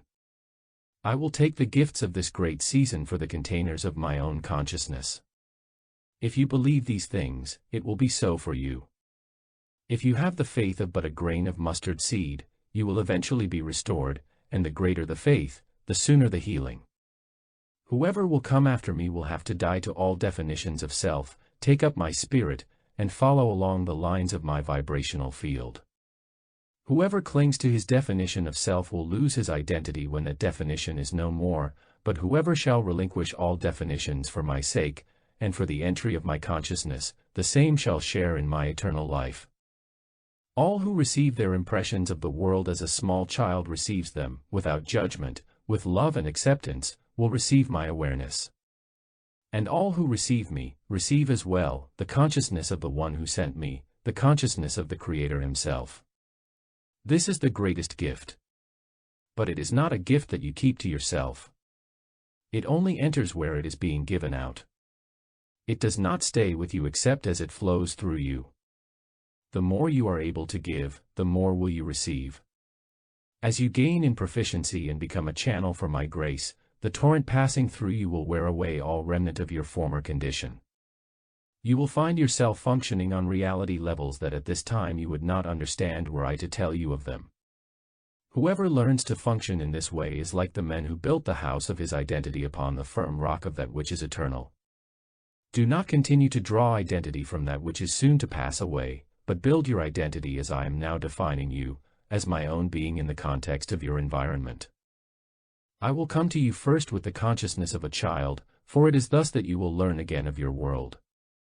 Whoever receives this child consciousness for my sake, will receive he who has sent me later when the child is grown in spirit. Receive as little children and enter my life. The foxes have their holes, the birds, their nests, but there are few humans of this generation where I can rest my perceptions. I created you to be the temples of my awareness, but you have filled my dwelling place with material desires and driven out my spirit with the clamoring of thieves. Waste no time in vain regret, but open to my love and make the simple change. If you ask me the way, I will not turn you down. No father would give a stone to his child who asked for life. Do not be too proud to pray, for my eyes do see and my ears do hear. There is not a child on earth who sincerely calls upon my attention without receiving it in full. Many of this generation consider themselves too sophisticated to pray, but I tell you, all of these will be praying before this transition is over. No one who is divided within himself will survive the times ahead. They are times of integration and wholeness. The life of the body is the I. When your I is single, it is I who am present. But when your I is fragmented, then your body begins to die. Take heed then, and identify with the life of the body, and not with the matter of earth. When your eye is single, your body will be full of life and no part of it will know disease or death. When you fragment your identity, you cut off parts of your body for my nurture. This is the cause of disease. I have come to do away with the materializing tendencies that have accompanied the formation of your species. I have come to give you the gift of eternal life. I warn all those that deal overmuch with complexities that these are of Satan. My way is a simple way. It does not require rituals to matter. One who unknowingly breaks my patterns will be taught patiently, but one who knowingly breaks my patterns is sinning against the spirit of life. For that sin, the wages are death. Do not worry about life, what you are to eat, what you are to put on. The life is more than matter, and the body more than a vehicle. Look at how the trees survive. Observe the birds who neither sow nor reap. Are you not of greater awareness than these? Then why is it that you worry about these things? Do you think that by your thoughts you can lengthen your life an hour or a day? Life is not here to be governed by thoughts, but thoughts are here to be directed by life. Get behind me, Satan, into the past where you belong, remove your tired thoughts from the minds of men. I bring them the thought of life, informing every atom of their bodies with all that is required in the moment of my presence. If God provides the foliage of the earth such a beautiful definition of his expression, how much more will he give to you who are made in his image and likeness? Beware of many possessions. A man's life does not come from what he possesses, but from what does not possess him. Look for the kingdom within, and all without shall be transformed. I wish to share my consciousness with all, but those who are not prepared on the day of my coming will only receive as much as they are able, according to the manner in which they are accustomed to receiving. Who do you think will receive the gifts of my fullest awareness? It will be the good and faithful servants who have prepared for my coming. I am coming only now to bring life to the earth. The Mother has kindled it before me and approximated the outward forms of my design. But I come only now to baptize in the name of the Lord. I am coming now to animate matter in such a way as has not been done since before the beginning. I will baptize all species with my own definitions. I will inform all of their true function. And yes, my little ones, the animals will talk. Has it not occurred to you that in the garden of long ago it was not I who named the animals, but Adam, the son of matter? And has it not occurred to you further that only the Creator could possess the power necessary to bless into full life? My level of vibrational penetration was sufficient in those days to quicken the species to an elementary level of mortal life, but the intensity of my full presence was not yet. So, in the shadow of the event, I appointed Adam my representative. And in the past, before the animals were given spirit definitions, Adam named them in the nature of their forms and in the nature of their physical patterns. It is these that run and play among you today. I will transform them, just as I will transform you, into something much more wonderful. You should not dismiss too quickly the childish visions and primitive superstitions prevalent among the less educated of your species. For while these simple concepts certainly do not represent the entirety of the approaching phenomenon, they do, nevertheless, embody archetypal characteristics of it, some of which will be dramatized for your benefit. Too many of you possess an intellectual snobbery which prevents the uninhibited expression of my spirit. The animation of some of your discarded mythology will be your swiftest cure. You think I have come to bring unity and peace to the earth, and this is true, but to accomplish this, I must first divide the vibrational fields that are currently overlapping.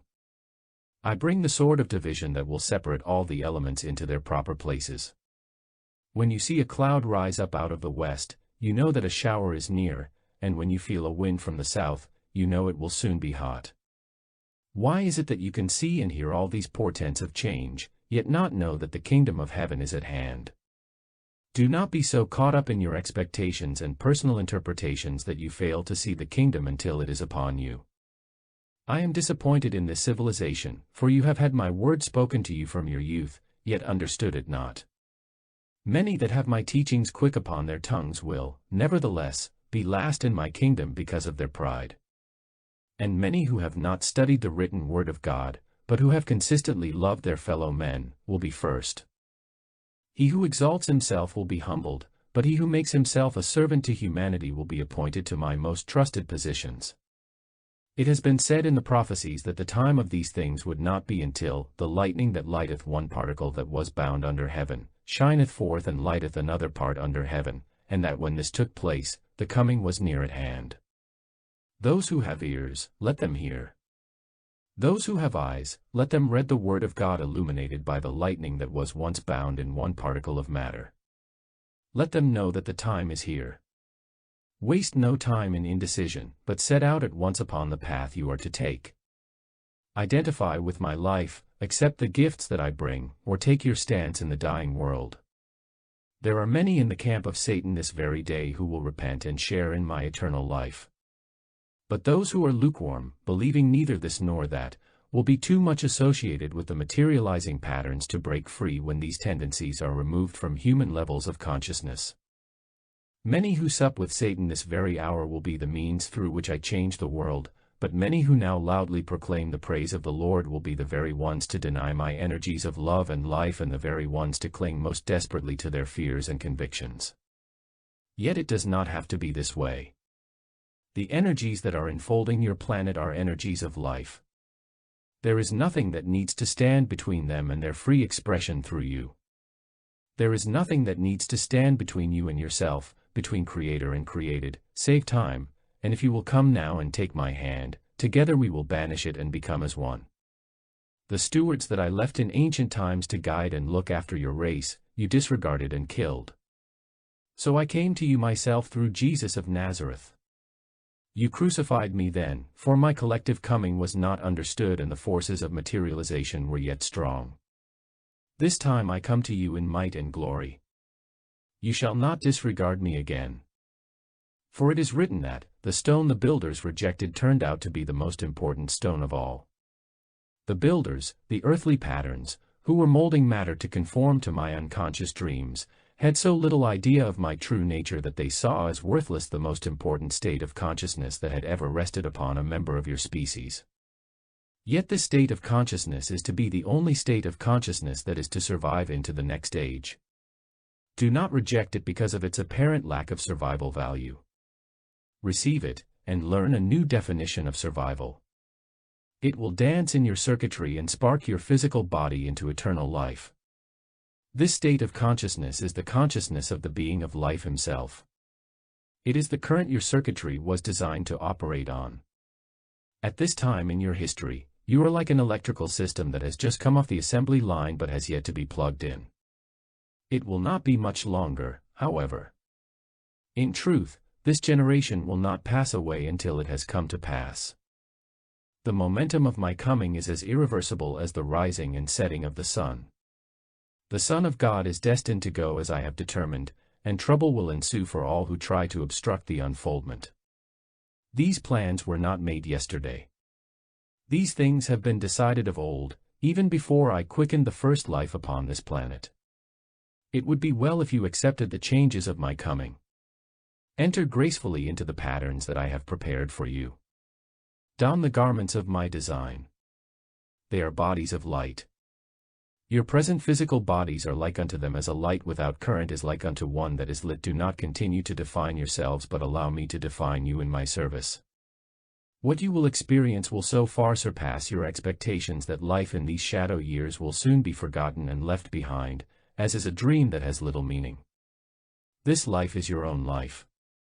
These plans are your own plans.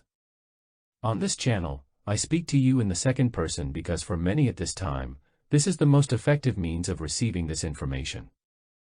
But do not be deceived by the dichotomy implied in this mode. I am your life. You are my expression. I am the vine, you are the branches. I am the consciousness, you are my focus. There is no separation, except in time perhaps, and in my presence, time does not exist. I have the clarity now, while you sleep yet in darkness. But I am calling you earnestly to awaken. I would share with you the totality of my perceptions. Chapter 11, Education of Spirit. In times when fear patterns predominate, the laws that humans require are many and complex. But when those patterns are broken up, as is shortly to be, all human laws shall be abolished. In the presence of my spirit, there is but one law, and that is the law of love. Love all, love what is, love yourself as you are, and love me as I express through you. No matter how diverse expressions appear to be, realize that they are all differentiations of your own essence in various contexts. Love them all. See the unity of life. The law of love is more than a law, it is the way of life. What do you think causes the sprouts in the spring? What do you think brings fruit to the branch? It is all love, all life, calling out the potential of this planet.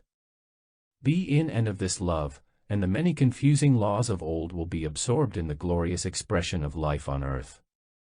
It is written that the day will come when men will no longer live on the bread of matter, but on the living word of God. Attune. That day is now. The nourishing information awaits within. Eat of it in ways that you will not understand with the rational mind. Partake of infinite energy. Do not reason over it and trouble your hearts and say it is by this mechanism or that mechanism. But arise, take up my identity in your being, and enter the house that I have prepared for you in my manifest body. Follow the direction of informing life.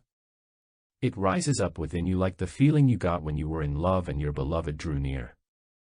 It quickens your heart this very moment. Trust in it. It will not lead you astray. Be impeccable in all that you do, however small a thing, and in that perfection express my fullness. On the hills of Galilee, I taught you to cast out devils in my name. But this is a new age and a new generation, and to those of you who are to work with me in the preparation of this planet, I will say this as well, cast out definitions in my name. For it is by definitions of a multitudinous kind that the spirit of life, bubbling so gently out of the earth, is held in the restraining halls of Satan. In the coming age, it is to be by my definitions alone that matter is informed. On vibrational channels of being, I am broadcasting these definitions even now. If you silence your thoughts and attune to your inner signals, you will begin to expand into my conceptions, into a new interpretation of reality. Find the doorway to this reality through your heart. Enter and be still. Find out what manner of being you are. I have been beaming my signals to you steadily ever since you first left the garden, but their message has been faint among the loud clamoring of your many words.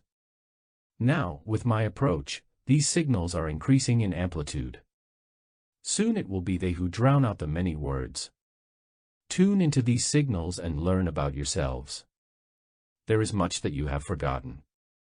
If an acorn falls to the ground among many other acorns, and becomes so involved with its relationships to the other acorns that it clings ever to its definition of itself as an acorn, then that acorn will never die as an acorn, and will never discover that in God's definition, it is not an acorn, but a mighty oak. Do not be like the acorn in this parable and cling to your larval self-images until you are rotting and crawling with worms. Release your childish conceptions and allow the Creator to define you in His terms.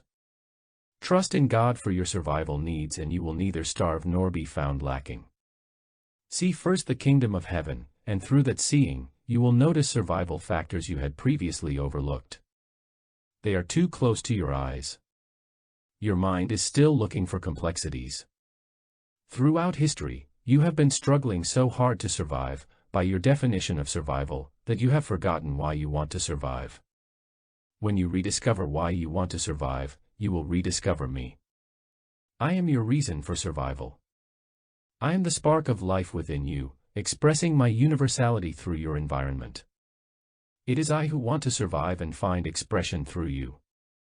You want to stay on earth because it is the most beautiful spring morning of all your history, and you are in love with the spirit that sings in your heart, in love with the glorious planet that clothes you in her matter. Do not continue to sleep, lest in dreaming you miss all that is taking place. If you hear these words now, and feel my peace as your thoughts begin to trouble you less, do not rush off right away in joy, but stay for a time where you are. Be still until you are empowered from on high. These first ripples you feel are just a hint of what is to come. When the Holy Spirit has fully touched you, you will know what I know, see what I see, and be what I am. Await the fuller coming in your heart. Then when you speak, your words will have more significance because they will be in full accord with your vibrational pattern. Few will listen to you preach a gospel of love if they sense the fear in your heart. Be still and be quiet. My spirit cannot come when minds are full. If this message cannot be verified by your own experience in this moment, it will do little good. My message is one of peace, harmony, wholeness. I am restoring you to a state of health you have not known since before the projection of physical vehicles. I am awakening the state of consciousness we once shared as one. I am offering you the gift of myself. I promise you that if you receive me, you will receive the totality of all that is as well, for I and the Father are one. If you believe in these words, understand clearly, it is not these words that you believe in, but the living reality that these words represent. The true communication is in your heart. There I commune directly. Unless you die to what has been and are born anew into this communion, you will not be able to share in all these things with us. Do not define yourself in mortal terms. My message is a message of action. It is not something to be taken down from the shelf and dusted off on special occasions. Whoever learns to see through the eyes of Christ has learned to see what is real in a sea of illusion. If you are full of your own definitions, how will you receive mine? When you give, do not give to those who may, perchance, repay you someday, for this is not true giving. But give to those who you know will never repay you except in spirit, this is payment enough. When good works are done through your physical form, turn aside all praise and say, it is not this form that is responsible, but one much greater than this form could ever contain in entirety. My form is but the agent of the Lord. Praise Him directly, and do not emphasize the forms through which He works. For I am the doer of all that will now be done. You are my deeds. I make my home in your body, mind and heart. Make it a home of prayer, that I might enter and reside. My coming is like the yeast that raises up the dough. This moment my spirit is awakening in the minds and hearts of the simple, the innocent and the sincere the world over. Under the earth, I am spreading a living network of vibrational roots that are sprouting up with my consciousness in the awareness patterns of humans in every country, every community, and every household where even a little love is to be found. Wherever there is even a trace of love, I grow and multiply and spread until all the atmosphere vibrates with the eternal nowness of my presence. The time scale of my coming is subjective. You can experience the reality of the process as soon as you are capable of sustaining the vision in your heart. The coming will not be experienced by the species as a whole until the Christmas of your naming defining, but on an individual level it will vary. As I enter human events, the intensity of my biogravitational field will cause time to bubble and warp. In the midst of the past, islands of the future coming will arise. For a while, you will have the old and the new existing side by side. From within the appearance of history, it will seem that a number of factors caused the phenomena associated with my coming. There will be logical, rational proof that certain influences have led up to and produced what is taking place. In truth, however, I come at my own inclination, in my own way. The intensity of my vibrational field is sufficient to adjust reality before it. This is what history is all about. Naturally, your events will converge, like the meridians at the poles, to meet me in the light. In love or in fear, all things will greet me there.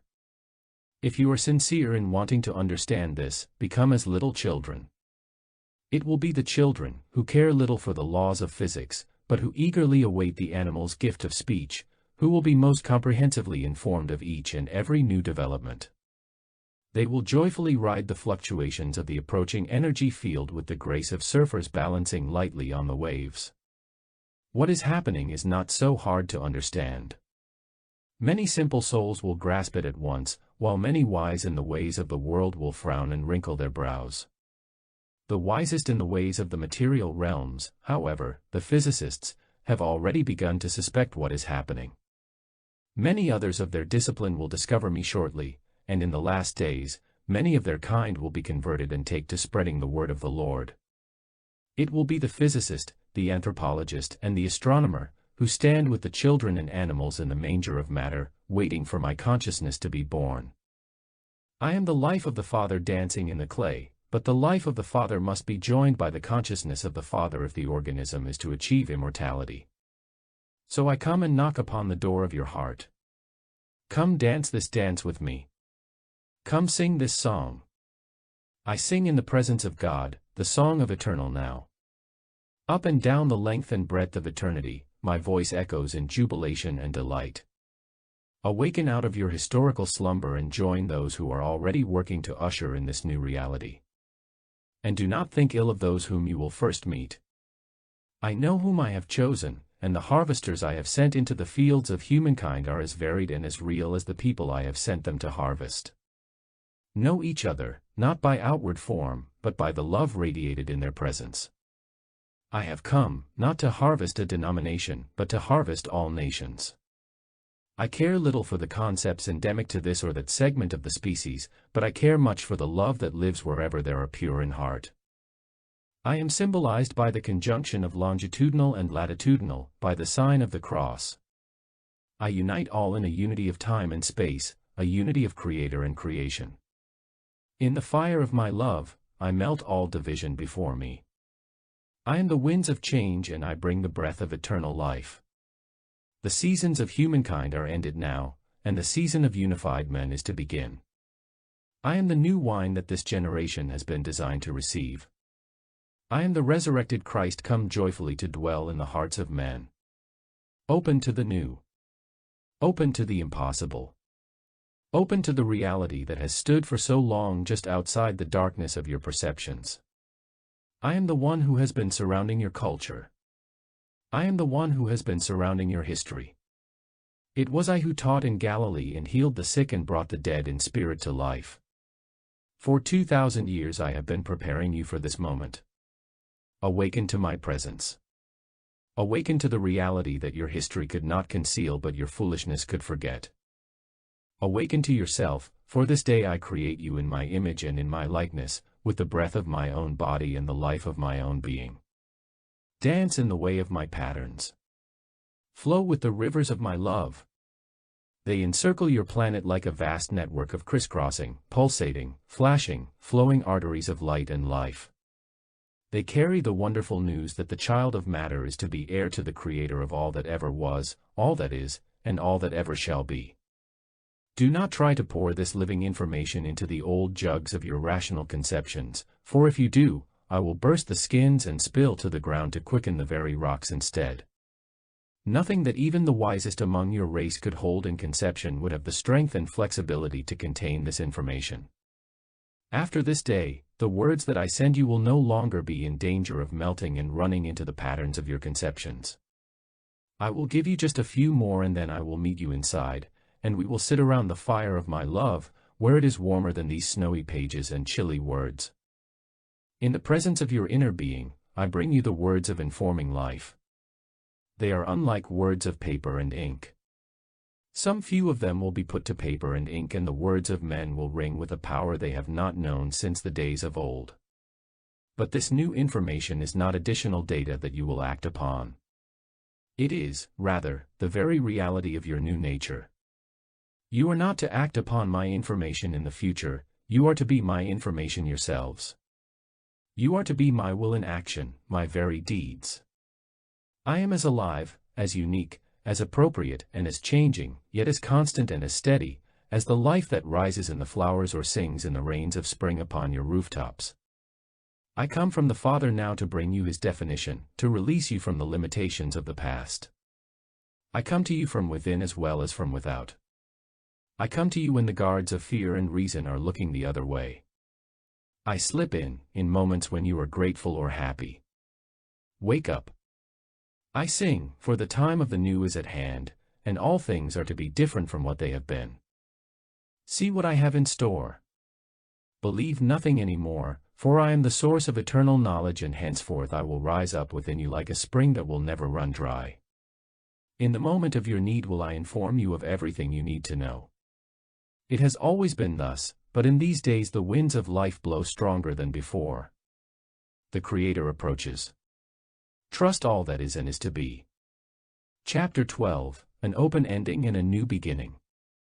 In after times, you will come to think of the beginning of the age of discovery as your own real beginning. In a sense, this will be true, for it will indeed be the beginning of your coherent functioning as a unified physical organism independent of the mother planet. When the collectivity of your being considers its experience in the terms of an individual lifetime, you will think of all the years of your history up until the coming shortly after the turn of the second millennium AD, as being years of darkness, years spent in the womb. You will remember nothing about them. When, in maturity, you come to reflect upon the millennium that has been labeled the period of planetary awakening, you will look upon these years as the years of your childhood, years of vehicular formation. You will remember a little about them. What you will encounter, and what you will experience, in the third period, out among the galaxies as an awakened child of the stars, will be so awesome and so novel that there is nothing that I could say about it that would mean anything to you, except, perhaps, that it is all reflected rather crudely in some of your primitive mythologies. The craft that you are to assemble during the coming millennium in preparation for this will not be dead like the materials you form today, but alive like tree, flower, and wind. You will inspire them with the gift of your consciousness as the Father has inspired me and as I inspire you. Yet all will be one. All will live and breathe with the coherence of a single organism. If you were to insist upon understanding all that is to come with your rational mind, you would be left sleeping far behind in the dust of history long after I pass. For I am a moving being, and my days on earth are numbered. My true kingdom is not of this world, but of a world that lies far beyond all the stars in your night sky. If you will come with me, on our way to eternity we will have plenty of time to visit these star systems together, and you will have 1,000 years to enjoy the earth in peace and harmony before we leave. Come, does this not sound like a good plan? Trust in me as you did once long ago. We are alone here in time and space.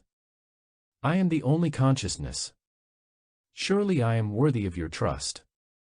Let us be separate no longer, for I can read your heart and I see that you are homesick for a home you cannot remember. That home is my being. You cannot remember it because it is too vast and awesome to fit into any of your present structures of thought. Listen to me, O children of the earth, trust no more in fear and his many lies. Breathe with me the breath of eternal life, the breath that I bring you this day. Your collective creation as a unified awareness center is still to be, but as individuals, the second coming is at hand. And so is the third and the fourth and the fifth and the sixth, all the way to the end of your numbers. For I am rising up in your midst like a great wave of irresistible energy. I am rising in the peasants. I am rising in the farmers. I am rising in the factory workers, and the children of every country on the face of the earth. I am rising, surfacing, awakening, with power, with clarity, with love, and with life-giving information. All those who love can feel me this moment, stirring restless in their breasts. Those who do not now deny my expression are those who will inherit the earth. I am the future, yet I am now. In truth, I am none other than you. I am the life that the earth has been courting since prehistoric times. I am the reflection of all my creation. You are a cell in my body, but as is a hologram, you are the whole as well. Your flesh is my flesh, and your blood, my blood. Share in my eternal life, for I am all that ever was, all that is, and all that ever shall be. Let us unite in your reality as we are already united in mine. I have told you to identify with me, but it is even easier than that. Just stop identifying with your own self-images and you will find that what is left is already identified with me, because it is me. Do not judge yourselves too harshly in the shadow of your birth, but come, sup with me first at the table of life. Find out who is here to judge. I am the relationship between spirit and matter, between all that is temporal and all that is eternal. I am the pattern that matter conforms to when it comes in contact with being. Flow now into harmony. Adjust your identity patterns to coincide with the archetypal mold that I have prepared specifically for you. It is waiting in my conceptions. If you have faith in me, my design will blow away your limitations like a child wishing upon a dandelion. Listen for the whisper in your heart. You will hear it when your thoughts are still. Focus upon it until it fills your being and becomes the motivational energy behind all your actions. You were not created to wear a scowl or to hide behind the aprons of your past. Cast off these ancient garments, and clothe yourselves in the robes I have prepared. They are your new definition roles and they behoove you well. The bride must now dress for the groom, though the time to you has seemed long in coming. In the days to come, your nourishment will be to do the will of the life that sent you, and to accomplish its deeds. The life that rises up within you this very moment contains all the living information needed for the sustenance of your physical body. But the nature of this life information is that it provides the energy needs of the body as it is flowing through. If it is not allowed to flow through, if it is bottled up in concepts and past-future orientation, it will be unable to provide you with its nourishment. Life information is the will of the Father. But if that will is not expressed, if it is not translated into action, if it is merely stored away in dusty concepts, then the human body will disease and eventually die. If you would participate with me now in the implementation of my will on earth, go and heal all that you can in humankind, for in this hour, I appoint you the instruments of my change. Heal by my power of unity. Heal by the strength of your clarity. Heal by the degree and to the degree of your faith in my presence within you.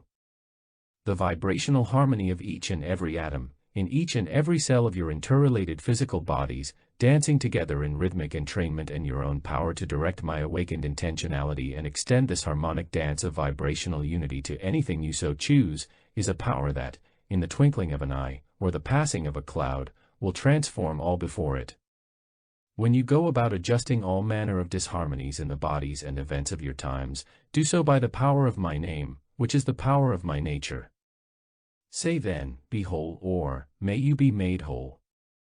If you say this with consciousness and assurance, it shall be done in matter as it is already done in spirit. As you travel about in the times of later awakenings, take with you few provisions for your needs.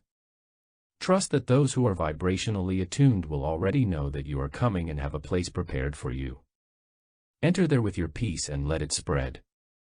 This will unite all your conscious co-workers in spirit, and send out great waves of peace to the surrounding countryside. Many will feel this and be puzzled as to the reason. Go then among them, and quietly teach them of the changes that are upon your species. Teach them primarily through the way that you are and the way that you perceive. But do not deprive those who are in need of words of that which they desire. When the age that you are helping to usher in is in full bloom, words will no longer be the necessities that they are today, but in this transitional period, there are many who can profit by them. If none will accept your peace in a given area, think no thought of it, but continue on to those areas where you are received graciously. For there will be a few pockets of resistance in places where the powers of materialization are gathering. When you leave such an area of negativity, shake out of your vibrational body every last trace of the limiting conceptions you have encountered. These will be as particles of doubt and fear that will cling to your heart and trouble your understanding if you retain any memory of the experience. As you travel in these times, your way will not always be resistance-free, for the world will still be polarizing. But if you have trust in the spirit that guides your every action, you will encounter and inspire far more joy than fear.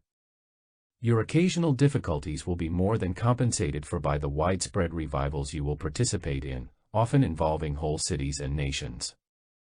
For these are not to be like the days when you traversed the hills of the Roman Empire, while the world was yet young in spirit and the forces of materialization were at their prime. No, this is a different age, and the earth is ripe for harvest. In this age it shall be the spirit that proves victorious. Nations are already prepared and waiting. Do not trouble yourself with the entry of my hand into human events in areas that do not concern you, but trust that all is unfolding as it should. No one harvests but from seeds that they have sown. Your concern should not be with the old reality, but with the living presence of God.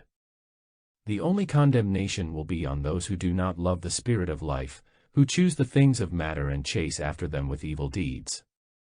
It is good to express appreciation for the things of this earth, but if these things of matter come to dominate all of an individual's attention, and assume a greater importance than the very life which grants attention, then that is not good. Whoever shall drink of the waters of earth shall thirst again, and whoever shall eat at the planet's table shall hunger again, but I bring you the nourishment of eternal life. Partake of it and hunger and thirst no more. Sleep is all you remember, perhaps, but do not fear the dawn. When spirit touches matter lightly, the matter responds with phi forms such as you have on Earth. When it touches matter fully, stars are created. The nuclear reactions that are now being triggered by the increasing proximity of spirit will take an entirely different form after the coming. They will occur under controlled biological conditions within your own bodies. This is already happening occasionally to some of you, though you do not recognize it as such. This and the direct assimilation of starlight are to be the mechanisms of eternal life. All that I am telling you, you know with every cell of your body, with every breath you inhale. I have been telling you these things not only from within, but through various interpreters of one kind or another since you first became objectified in my dreams, since my intentions first began to cast their shadow on time and space. These are not new things to you. Think for a moment. You know all these things. You remember the plans we made, the cautions we issued. You remember existence before the fall. Why imagine that you do not? Wake up. Let me express through you. Put on my awareness. We are one. We have always been one. The earth has been filled. The clay is prepared. I am waking beneath the surface of all that live, to breathe the breath of life, the first breath of life as a single planetary organism. You are children of Earth, but from the moment of birth, you are to observe a new relationship with your Father of the Suns. Come, learn the language we spoke of old, the language of love, the language of light, the language of no misunderstanding. Do you hear my song? Do you hear what I am singing? In this age, my words will be as music, and they will translate into action for all those who move in time. For my life is not still and stationary as are the very best of words. Life is moving and alive, changing, laughing, playing, flowing ever into the new. This is the nature of what I bring. I bring a time of action and adventure. Leave your words in history where they properly belong. You have worshipped reason and Satan through them long enough. Look to me this day. I am the light and the truth. I am the Father you have worshipped in heaven, now come to earth to make my home in your heart. Forget all but the song I am singing in your soul. Be in this moment with me. Open to the life that I am. I bring the burning fire of purification, information, revelation. Open to all that you are. I bring the annunciation of your birth. It could be now, this very moment. Let everything that you imagine yourself to be drift to a state of rest, and feel me rise up within. I am rising like a spring from the depth of your being, my being, and we are one. I am here now, I tell you, in your streets, in your marketplaces, in your towns, in your villages. I am watching out of the eyes of babes and the young of heart of every race, station, and creed. Reflect me in all that you are. Bring my awareness and my consciousness into every environment that you construct around yourselves. The days of isolation are ending. Soon all media will proclaim, rejoice. Rejoice. The Lord has come. Let earth resound the name and reflect the nature. Let Satan be bound and all the prophecies fulfilled. For the Lord walks in the frame of man and sees a planet through his eyes. There is only one of us here in consciousness. It is you, bubbling up in a billion different guises, surfacing to reawaken your unified awareness with a coating of humanity. Can you ease your exploitation of the earth just a little, until you find out who you really are? Can you wait to spend all your resources until you know what you really want? I am that part of you that has woken up. I can assure you, we are here for a purpose. I speak as if we were separate, for in your illusion, you would have it so. But I tell you, there is only one of us here. It is you. Yet you dream still in the spell of matter. Do not allow matter to dictate your future any longer. Go gently in these last days of unconsciousness. Listen to these voices among your dreams. Listen to the whisperings in your heart. We speak of a new way of being. We speak of a new reality. We speak of your awakening as being but a moment away. Does this not make sense to you? Somewhere under all your conceptions and rational convictions, is there not a child sleeping? There is a part of you, I know for it is I, that lies like a thin wisp of certainty, a forgotten shred of simplicity, behind all your sorrow and beyond all your confusion. Be still. Let it expand and fill you with yourself. You know these things in your heart. I look out across the slumbering sea of humanity, and I whisper these words in the night. And I know that I address a great being sleeping still in ignorance of itself. I know that if the wild winter winds of your communication system send tatters or fragments of this message echoing in the darkness, it will still be to the unconscious that I speak. For the conscious have seen the sky start to brighten in the east and have felt the warming spring of eternal life begin to thaw the hardness of their preconceptions. Can you not feel the earth as you approach? Can you not feel her wrap you in her matter? Are your life forms not sufficiently prepared now to receive the blessing definitions that will terminate their larval period? You have told them to multiply and fill the earth, and behold, they walk the entire face of the planet and dominate every habitable landscape. This is good. You do not reason in the manner of men. Each new baby increases the probability. Oh, you could awaken now if you needed to. But if only. It would be so much better. Just a little longer now in it. Oh, it would all flow so well. Organically. Like a flower opening. It could all be so. So. Ever so easy. Babies. Babies. 4.5 billion units of circuitry capable of sustaining your full consciousness. And any one of them. Any single one of them could. Is. You see. You see. This is the way. This is the way. It came to be. And the life. God, the life. Is so beautiful. The end.